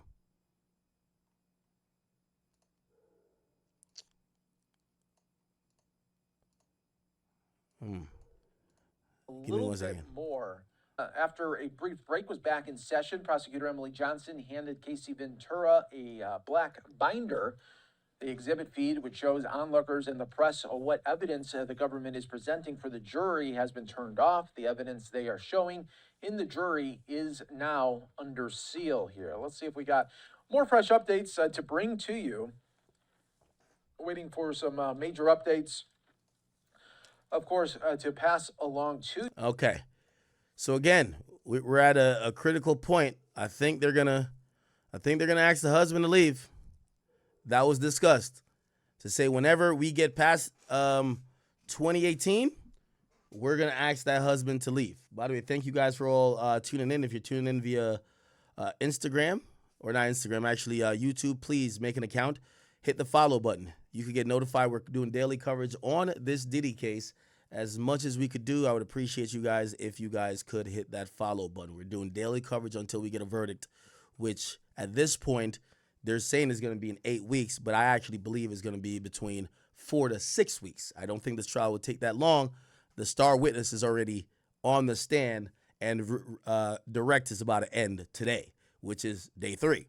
So I actually believe this trial is going to conclude in 4 to 6 weeks. Obviously, there's bodyguards, more sex workers, probably managers and other people, and even like mental health professionals that are going to testify, and possibly Diddy will testify himself.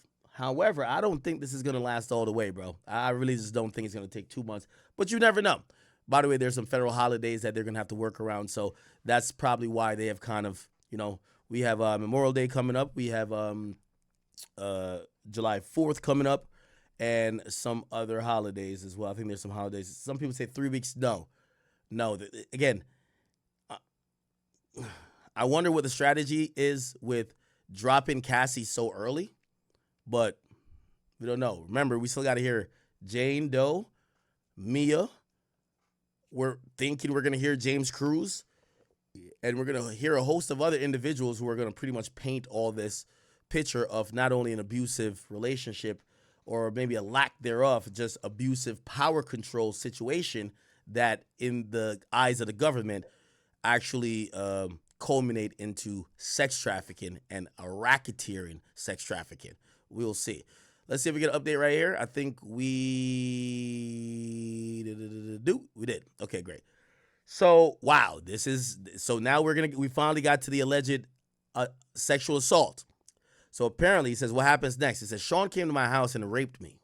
Wow, okay. Sean came to my house and raped me on my living room floor. His eyes were black. It was like taking something from you. Did you cry? What did Sean do? He continued to finish inside of me. He got up, then left. AUSA says, did you ever have sex with him ever again? She says, yes, I did. Voluntarily that time. We had a good night. I went back to his house. Can you explain why you did that after he raped you? We had been together for 10 years. That's going to be some crazy testimony there that the jury is going to have to weigh. We hear in the Shannon Sharpe case that supposedly the woman who claimed she got sexually assaulted in 2 different instances, she didn't say she never had consensual sex with him after the first time ever again. She just said, that time I didn't consent. And then she pointed out another time she didn't consent. In all of these times, and also including this, if we juxtapose it to the idea that she starts to cheat with her new guy, Diddy finds out, and Diddy's like, no, you're my bitch. I'm coming over to go get what's mine. She's like, no, I don't want to have sex with you. And Diddy supposedly forces himself on her, fucks her, comes in her, and, she was non-consensual in the encounter.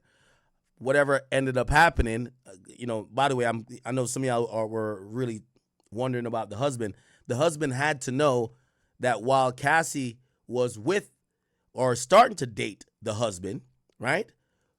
Because think about this. So remember, you were seeing someone. She admitted she was now seeing her husband.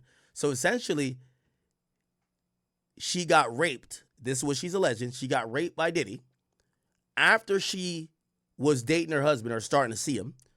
And then she admitted that she willingly cheated on her husband with Diddy after a good night. So maybe her and her husband wasn't all the way locked in. They were just kind of like fucking around this and third. But, that is going to be a thing for how the jury is going to perceive it. Well, you claim you got raped here, but then you claim you had a good night here. What's the difference? Now, in the case of Shannon Sharpe, there were clear text messages where the woman says, Shannon, I told you no means no. I told you you should have used a condom. I told you I didn't want it in my butt, or whatever she was saying. And then Shannon was like, I'm going to call you. So she made a note on the record to kind of like, yo, this wasn't consensual. It appears that, I'm wondering if Cassie ever texted Diddy after the rape and said, yo, brother, what the fuck did you just do? Yo. Because anyway, they eventually get cool enough that they have another night and it's supposedly consensual. Okay? Remember the question says, did you have sex with him ever again after the rape? She says, yes, I did voluntarily. We had a good night. I went back to his house. AUSA says, can you explain why you did that after he raped you? She then says, we had been together for 10 years. Okay? So she is admitting that she pretty much damn near cheated on her current husband with Diddy after she alleges that Diddy raped her. This story is getting wild, people. This story is getting wild. King Blaze, thank you for the 5. Says she's just a sore baby mama that got it out for men. Oh, no, my bad. I read that before. Carry My World says, yo, breaking news, new Tory Lanez evidence. The chick was lying. We actually watched the whole thing in terms of the press conference. The check-in report, what up with you, brother? He says, semen marinated man nipples is crazy. I'm scarred for life even knowing that information. Captain Hard says she literally complained about her son being on a stream. Dion C says, yo, Jane Doe is 50 baby mom and I'm a truck driver too. Okay, I read that before. Let me get over to the Academy. That's where it's really popping at. Shout out to, is this number real? Hopefully we're not getting bodied. We have 27,000 people just on King Academics alone. If you guys are watching, please hit the like button. I think we should easily get 10,000 people to like it, okay? We have 28,000 people. Once again, Cassie is now recounting not necessarily the freak offs, but the rape. She's alleging that Diddy raped her after she started becoming intimate with her now husband, who was her trainer that Diddy hired for him. Now, what's not known yet, and hopefully we get it in while the prosecutor flushes this out, did Diddy become irate because he had found out that she was fucking the guy he employed to, remember, keep in mind, chat, this is a full 360, and I'm not trying to be funny or facetious or nothing here. By the way, thank you for the 5, Melissa Reed. It says, Google Cassie. Oh, so we do have some proof of Cassie being at OVO Fest. Here we go, chat. Here we go. Cassie verse OVO Fest. All right. Thank you for telling me exactly what to. Okay, yeah. Cassie verse. This was her backstage at the. Oh, but Diddy's there. Okay, so look like. Look like Diddy beat her ass and Diddy showed up there with him. Diddy, you a good cop blocker. That's what I'm talking about. Yeah, you ain't going to no motherfucking Drake concert without me, nigga. Fuck out of here. I'm in that bit. I'm in that shit. I'm in that bit. Yeah, look at Diddy. Playboy, take that, take that. Ain't this the OVO Fest that the Weeknd was like getting Herb that weekend? I love you though, bro, but you know it is what it is. Who the fuck is this? Is this Cardi? I can't even tell. Who the fuck is this? I can't tell who that black guy nigga is. Face structure look like Cardi though. Her and French. I'm surprised Diddy ain't trying to kill French. She was too close to French. Who's this nigga? I don't know. Okay. Damn, what iPhones was out at this time? These pictures are trash. Yeah, this is when he had her shave half of his head. We should have knew Diddy was a little bit sick. Like, this nigga had her shave half of his head, not because he wanted to promote her music, just because he wanted probably some freaky, kinky, sexual shit. One thing I'm going to say, man, listen, I do think that Cassie deserves some credit, Chad. Again, I'm not saying she's lying and telling the truth, but I think she deserves some credit. My nigga, she went years and never told anybody in the industry the real truth about what she protected this nigga Diddy's secret. Like, Diddy was having her swallow all type of semen and pee, urine, all type of shit. And she never just told, like, she could have kind of leaked all this information out to the public. Like, even 50, who was one of his nemesis, he didn't even know fully. He was like, oh, those pictures of Cassie, oh, it got to be like one of her exes that's leaking it. No, that's the freak off. She protected that man. She was showing up with bruises, black eyes. She never told nobody. Bruh, she was shaving her head on some weird shit. She never told nobody, like, yo, this is what makes this bum ass nigga come. Not bum ass nigga, but no, that's what makes Diddy come. When he watches me getting nutted on with half of hair. Like, I don't know. She held him down though. At least not telling. Now, some of y'all might be like, nigga, she did it for the bag. Whatever. Cool. What are we doing up in here? By the way, thank you for that. Thank you for that. Let's see. We're still reading this, chat. AUSA says, who did you stay in touch with? She says, most people, though I pulled away. She says, what did you message Sean about after that? Just checking in. What did he send you? That he had iPads full of images. Get him his money. What? What the fuck?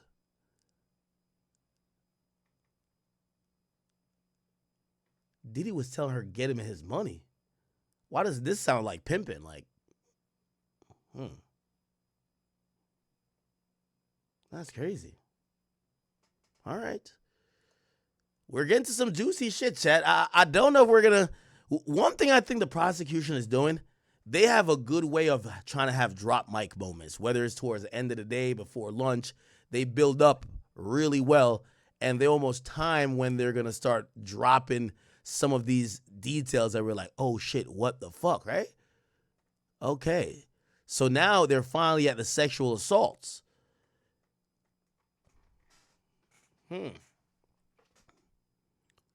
All right, we're waiting, chat. We are waiting.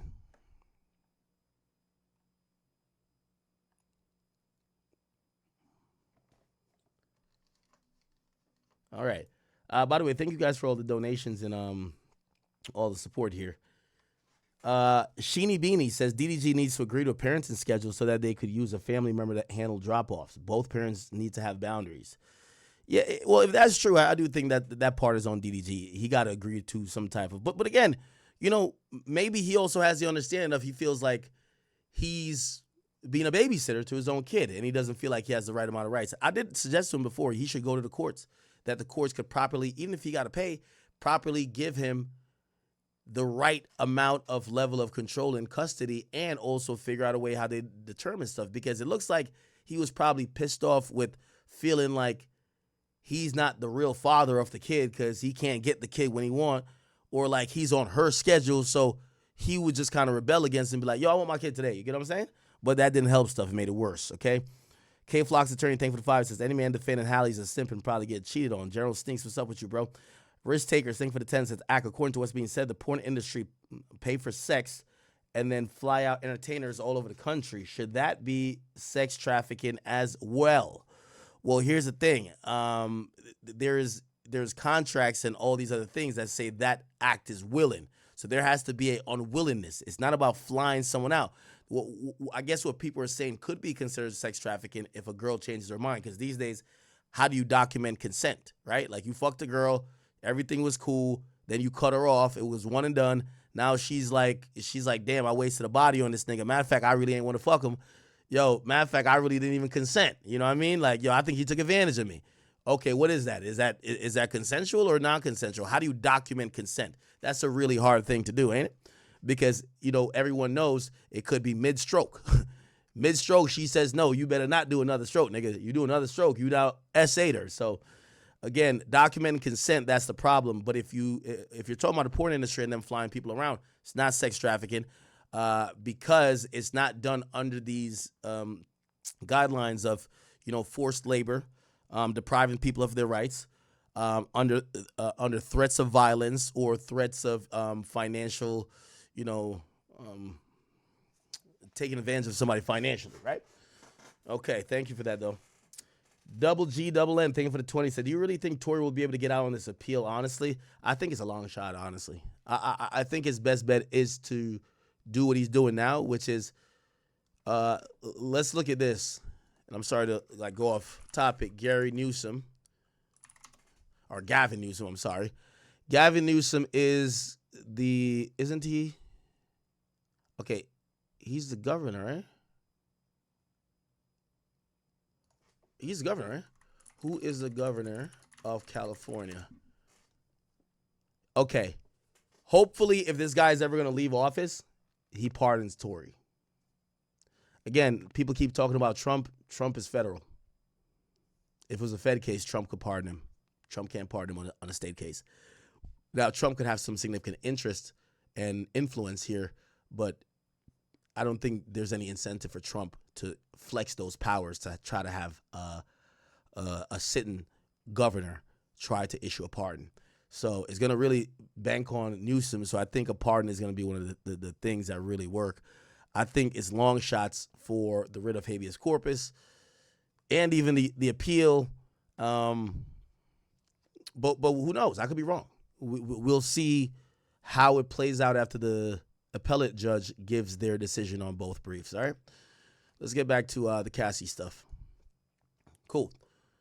Let's go. All right, bet. So cool. So let's read this again. It says, who did you stay in touch with? This is after the breakup. She says, most people, though I pulled away. AUSA says, what did you message Sean about after that? She says, I was just checking in. AUSA says, what did he send you? Ventura says that he has iPad full of images and get him his money. AUSA says, money back for what? She says, for having to pay my now husband to be my trainer. Oh, I agree with that. Clap it up to Diddy. I'm sorry. I don't know if he's sex trafficked. I don't know. He's clearly an abuser. I'm not clapping up for him for that. But yo, if I paid for a trainer to train you yo, chat, y'all realize Alex Fine was supposed to train her for the freak offs. Remember he told her earlier, like yesterday in testimony, she says he wanted me to train for freak offs. So he hired her a trainer for the freak offs, and the trainer just took him from her. That's why you can't hire no damn trainer, man. Tell that chick hit the elliptical, the Peloton, or run around the block. Anyway, I got no problem with that. I hire a nigga. If I hire a mechanic to fix your goddamn car and he done fucks you, I need my money that I paid him to fix your car. He got you now. That's his job to take care of. He should be paying for that. Yeah, now I understand that. What did you write back? Do you want me to tell the truth? It's much deeper than iPads. There was abuse more than freak offs. Who? Wait, what? Is she quoting? She doesn't quoting. She's just talking to the prosecutor, right? Do you want me to tell the truth? It's much deeper than iPads. There was abuse, more than freak-offs. There was a time I couldn't take the pain. I tried to walk out in traffic. My husband wouldn't let me. I had trauma therapy. Did you write? A book with chapters. My mom helped. What did you want to do with the book? That I wanted Sean to read it. Oh, chat. She's dropping 40 on him. She said she was thinking about contemplating suicide. She's dropping 40 on Diddy. She was thinking about dropping 40 on Diddy, bro. You think this is a text? I don't know if this is a text.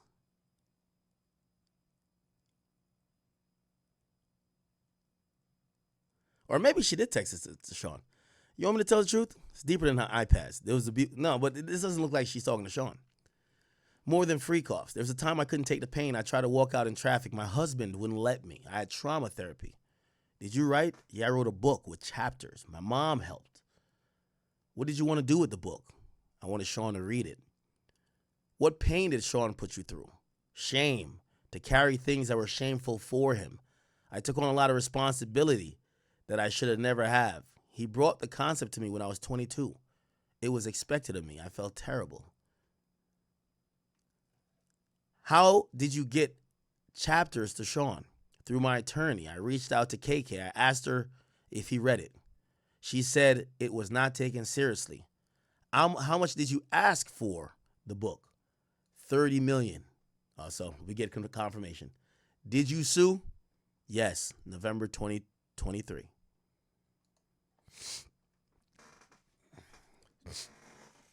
So chat, this whole idea of she's writing a book because she just wants him to read the book about her pain turns into, all right, give me $30 million and I ain't gonna put a book out. Being reasonable. I can't wait till they get out of court and we get like a conversational breakdown of what this moment is like, because I'm reading it and it's confusing. It reads like this, chat. It says, the AUS says, did you write? She says, yes, I wrote a book with chapters. My mom helped. What did you want to do with the book? She said, I wanted that Sean read it. So it sounds like she was almost writing like a letter to Diddy 5 years after, because she's been through so much trauma since 2018. And she didn't know how to deal with it. And she was writing a book. And she wanted him to understand how much pain she put him through. But then she said she reached out to KK with her lawyer, which I'm like, I don't know if the lawyer's forwarding the book saying, hey, we just want Sean to read it to understand what he put our client through. And if he understands and if he feels bad, okay, great. Job accomplished. She just wanted him to know that he's an asshole. KK, so look like it's KK's fault. Yo, KK, you know you don't fuck Diddy over, right? You reach out to KK, I asked her if she read it. You're a woman. You dismissed her. If a chick wrote a book of trauma and you dismissed her saying, it ain't gonna be taken serious. Yes, I bet. Now we gonna hit you with the legal shit. Give us $30 million or we catching you in court. So KK, you're probably fired at this point. Like the personal assistant, you're a woman. You're supposed to understand another woman and the hurt, pain, and trauma. You're supposed to be like, no, listen, nah, Sean does love you. Hold on. Listen, we got to work this out. Come here. I think we should have a meeting. You're supposed to do that. You're not supposed to dismiss her. She started playing hardball immediately. All right, give me $30 million. Y'all ain't do it? So did you sue? All right, here we go. What happened with the lawsuit? It's settled for 20. Oh! Bad boy. She got that 20 and she telling on this nigga. Yo, she got 20 M's and she trying to put him in jail for 20 years? Oh, God damn. By the way, she don't give a fuck about that NDA she signed. You could tell. She's letting y'all niggas know, yeah, I got that 20 M's, nigga. Yeah, I asked for 30. That nigga gave me 20, nigga. Oh nah. Yeah, I need that. I need that for the Twitter real quick. Damn, she ruthless. She ruthless.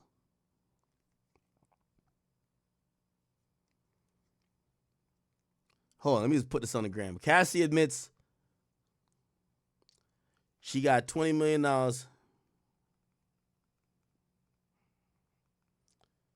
$20 million to not release her book about Diddy, and Diddy settled after she filed her lawsuit for $20 million in just 24 hours. Yeah, Diddy, I ain't gonna lie to you.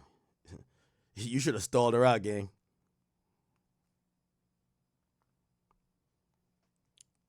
All right, let me post this to X, and we back at it.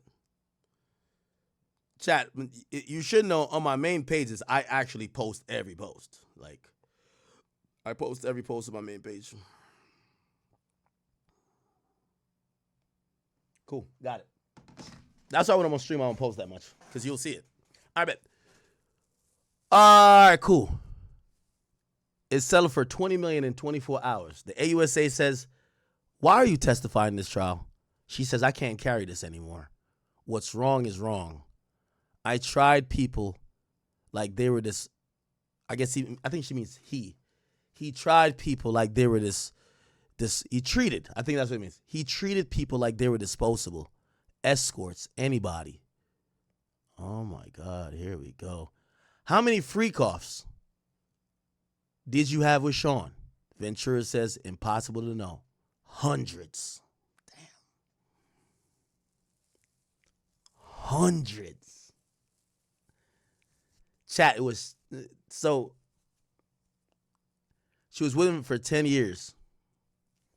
9 years were all freak-offs. Remember, it's 52 weeks in a year, right? It's 52 weeks in a year. She says hundreds. So it's very safe to say at least she was doing a freak-off every week. I actually believe, they had on and off periods because sometimes she would leave. They don't see each other for a couple months or like maybe a couple weeks, and then they come back on. But I think when they were on, I would think at least 2 to 3 a week. I would think so. Yeah, Diddy was a freak-off addict. She says, impossible to know, hundreds. After you broke up with Sean, did you ever do a freak-off? She says no. That kind of dropped Mike. You know what that says?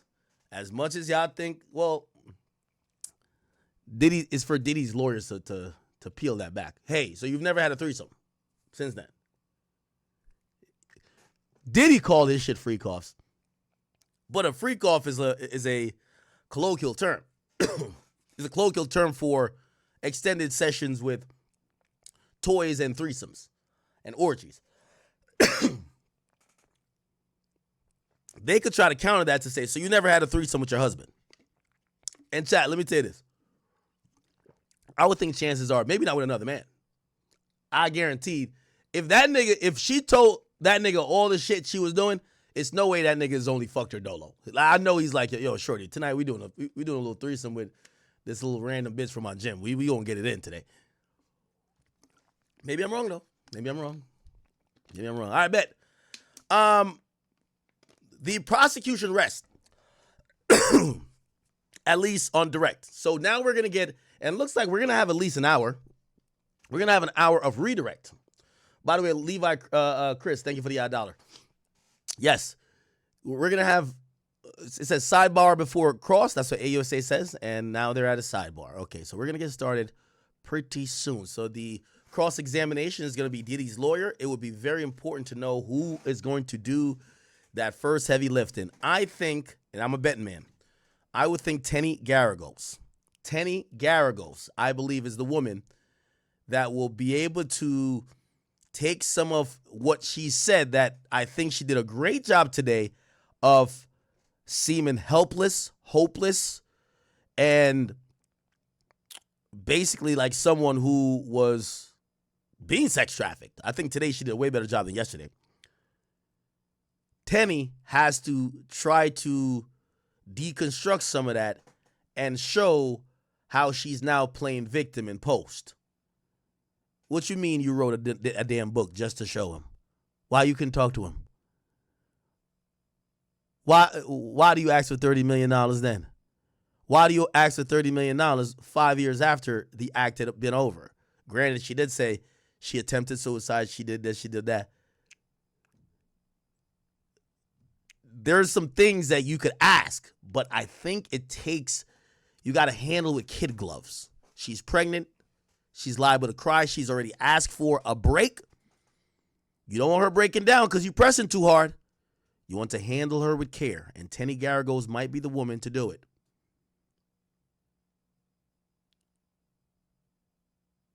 You might not want a bulldog to handle that. You get what I'm saying? Somebody said, nah, bring on YSL Steel. We will see. This is going to happen very, very shortly. Okay, the jury's out for a second. The judge says, why don't we put off cross till tomorrow? AUSA says, no, we like to start now to be sure to finish. Judge says, Miss Estavo says she'll be finished by the end of the week. So no cross today. Okay, bet. So it looks like they're about to wrap. I don't know if you see the tactic that I just noticed here. It's clear that with having the jury so, like, they have them on a string. The jury's on a string right now. They want the cross to come in immediately. Not when everyone is resettled tomorrow morning. They want the cross to come in immediately. That's going to be a thing, chat. Somebody says the defense wants the last word. No, the defense doesn't want them having to start right after the jury is emotional from what they just heard for 85% of the day. They want to start off top tomorrow and break her down like a kilo of Colombian Medellin cocaína. You feel what I'm saying? They want to make sure that everybody, because I ain't gonna lie to you, after hearing this, like, bro, you gotta imagine, I'm reading the messages, like, just reading them because it's typed out. Bro, she's in there crying. Like, you gotta imagine people are, like, getting, like, clearing their throats. Like, people emotional right now. Cassie just dropped 40. Sometimes you gotta call timeout. You ever play basketball? All right, call timeout. The crowd going too wild. Let's calm this shit down. So I think the best way to do, start tomorrow. By the way, the mere fact that Estavo answered, maybe she's the person. Now, Estavo is another woman on. We have Alexandra Shapiro. I don't believe that she's going to be the person who does the cross. If it's going to be a woman. We have a few women who is on Diddy's team. Tenny, she's like lead, right? I think she will. I'm fucking up her name. Estavo. I'm going to just call it Estavo. She's on the team as well. We're going to see if we see YSL Steel. I think the judges are going to agree, put it to tomorrow, and they're going to do some motions to continue the carve-outs of what is needed, whether attorneys could consult her.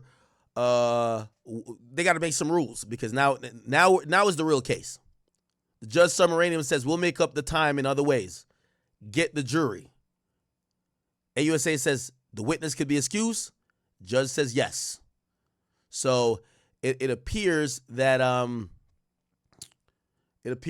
Cassandra Ventura has been excused from the witness box, and it appears that in 2 days, 2 full days, her testimony, which is the direct by AUSA Emily Johnson. This is the woman who has been questioning her, if you're wondering who. AUSA Emily Johnson. She's the woman who's been going back and forth. It appears that she's finally done with direct examination. Now, again, I've said this 15 times, but I know we have a few more people in here than normal. How it works, and she is the star witness. We don't know Jane. We believe Jane Doe as well as a star witness. We don't know who that is yet. Some people are speculating to some other people, but we don't want to even say those names until we have confirmation. Cassie's 100% the star witness. We have direct, which took 2 days. Tomorrow, we're going to start off with redirect. That's going to take at least 2 days. It's going to probably be longer than the cross. Okay? Not the cross, I mean the direct. So we have direct, then we have cross-examination. So cross is going to be tomorrow and Friday. And then starting Monday, they're going to do a redirect, and the judge is probably going to stipulate basically, yo, y'all are dragging it with Cassie on the stand. They're going to probably say, yo, you have half a day to finish this shit up. That's going to be redirect, and we're probably going to get a recross. Diddy's lawyers cannot let Cassie say something without them addressing, so we're definitely doing 4 rounds of this. So we just did the first round, which is direct. Cross is coming next, then redirect and recross. And then she'll be off of the stand. So I'm thinking about Tuesday, she'll be off of the stand. And then we'll get Jane Doe. I don't know if Jane Doe is going back to back, but I assume Jane Doe is going to go back to back. Again, the prosecutor is taking the stance of they're doing drop mic moments. If you ask me, I think their strongest moments are end of the day, right before lunch, as the witness is about to leave. They're doing that. So, and also if you think about the entire case, they could have saved Cassie for last. They've given Cassie as the third witness. We've had first witness was Flores, security guard who broke up the fight in the hallway at the Intercontinental. Second was Jules, I think Jules, which is Daniel Phillip, who is now a 41-year-old, I guess we could call him a sex worker, but he was the male prostitute, or actually he was a dancer at first, but then I guess he started doing prostitution or escorting for Diddy and Cassie. He was in the room at the time, and after he got off the stand, the third witness is Cassandra Ventura. So we're going to see how this kind of goes. Let's see if we get any more updates. The jury's now entering. The judge says, sorry to bring you out and only to send you home. Don't read anything about the case. Have a great evening. All rise. The jury's now exiting. This is Miss Comey and Maureen Comey, which is AUSA, by the way, daughter of former FBI director James Comey, says, here's what the defense sent us about Rule 412. Let's Google what that is. Rule 412, which is a federal rule of evidence. It's really applicable to sex offense cases. It says the evidence offered to prove a victim engaged, Okay, it has the following evidence is not admissible. So this is a prohibited use. Okay. Now, I'm not too sure what this is about, but they're still having this kind of ongoing conversation about will they be able to play the full-on pornographic video of Cassie.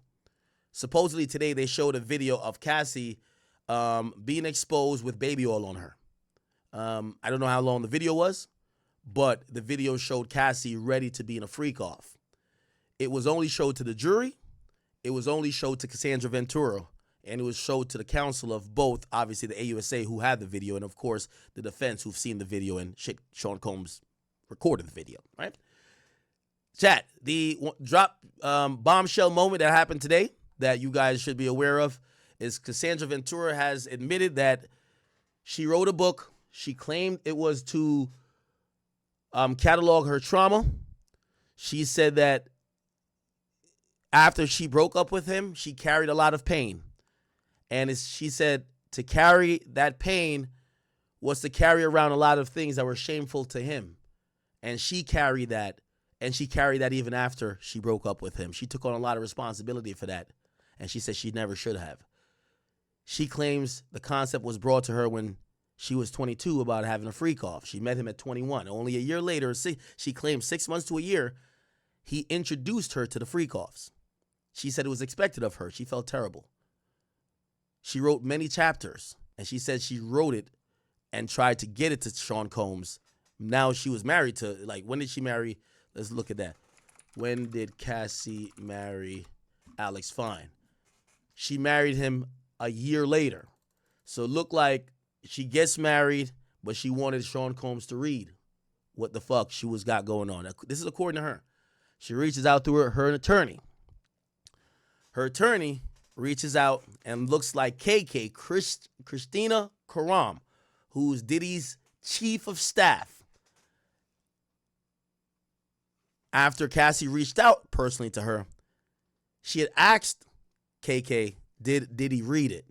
She said that book was not taken seriously.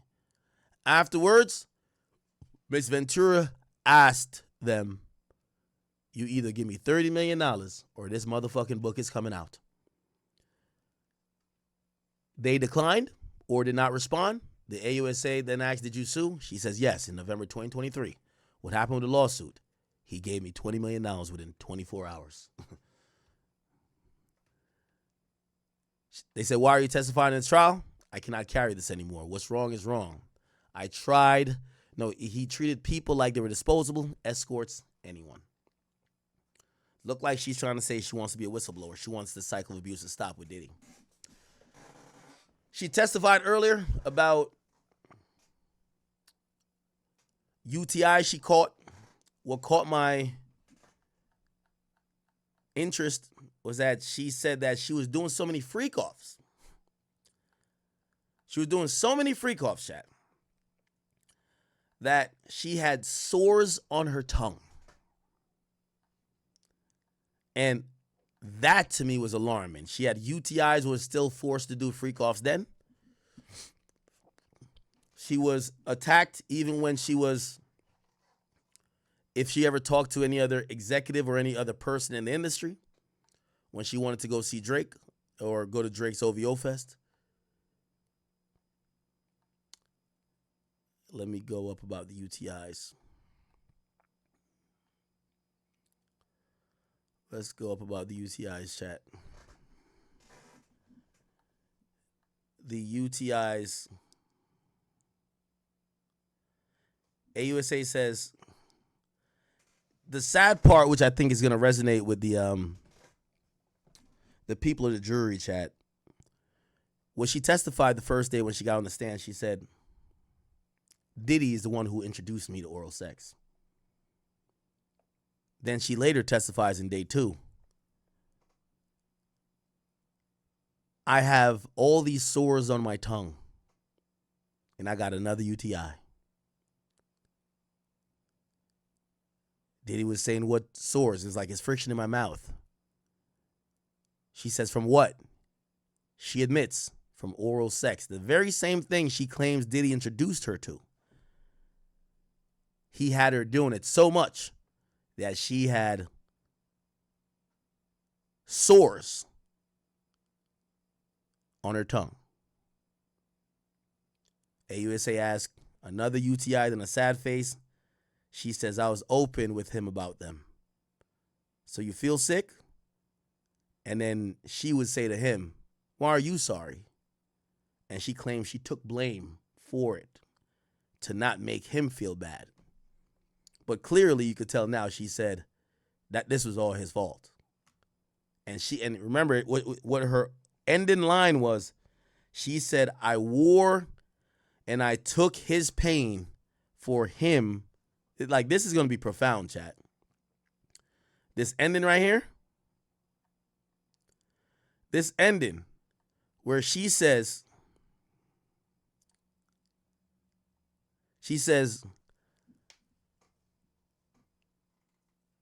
there was a time I couldn't take the pain. I tried to walk out in traffic. My husband wouldn't let me. I had trauma therapy. They said, did you write? That's when she talking about it. She says,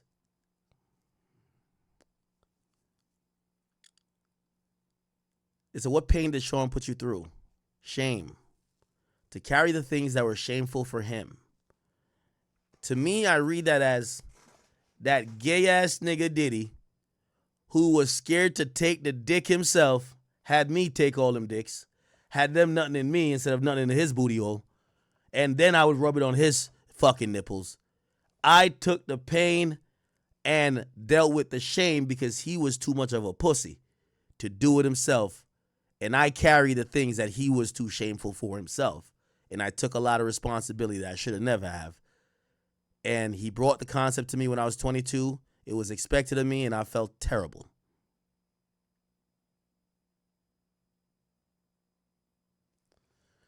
Crazy. Okay, they're getting out of court now.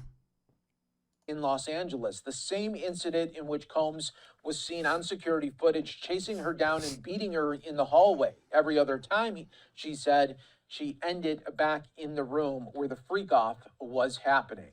Again, we are taking you to some of the biggest updates here as Cassie Ventura back on the stand right now as the trial continues. Day 3 of the Diddy trial. All right, that got to be old because everybody's out. Or they're letting out court right now. Let's see. Maybe they have a live feed. We're now starting to see. Yeah, okay, they cut the live here. Okay. Yeah. Really fucking interesting, chat. But first, Cassie Ventura is back on the witness that night. All right. Rena Roy, Bernardo Villalona, thank you. In front of this jury. And she says that the one time she did try to leave, things turned violent. And she's referring to that 2016 video that jurors have seen multiple times at this point from a Los Angeles hotel where you see Combs kicking and dragging her. She says moments before that, Combs had given her a black eye during a freak off, so she grabbed her things to leave. And that is when that video started recording. She says that was his reaction. So the jury is continuing today to hear more disturbing allegations from Ventura. Diane. Bernardo, Cassie told the jury that these were humiliating sessions. She called them disgusting with male prosecutes. She says they left her feeling insane. And she essentially says it turned into this sort of private form of porn. What do you make of the picture this is all painting for the jury? Well, this looks very poorly on Sean Combs. I would be concerned if I were Sean Combs that this jury is taking these acts and these emotions and holding it against them in the sense of that they're not going to really look at the facts and look at the law itself, whether these facts make out the racketeering conspiracy, does it make out the sex trafficking, does it make out a transportation to engage in prostitution, as opposed to looking at, is this a domestic violence case? Is this a series of just sex? Chat, did y'all see this? This is outside Diddy trial. White boy. I feel bad that guy was sticking up for us, but White boy. This is how. Shut the fuck up, bitch. This is the public. I said, bitch. I said, shut the fuck up, bitch. I said, I called you a bitch. I called you a bitch. I called you a bitch. When a grown man speaks, you shut the fuck up, bitch. You fucking homo. Shut the fuck up, you fucking homo. Because anybody that takes a dick in the butt is the devil. You fucking Nazi. You fucking faggot Nazi. We outside. Oh my God.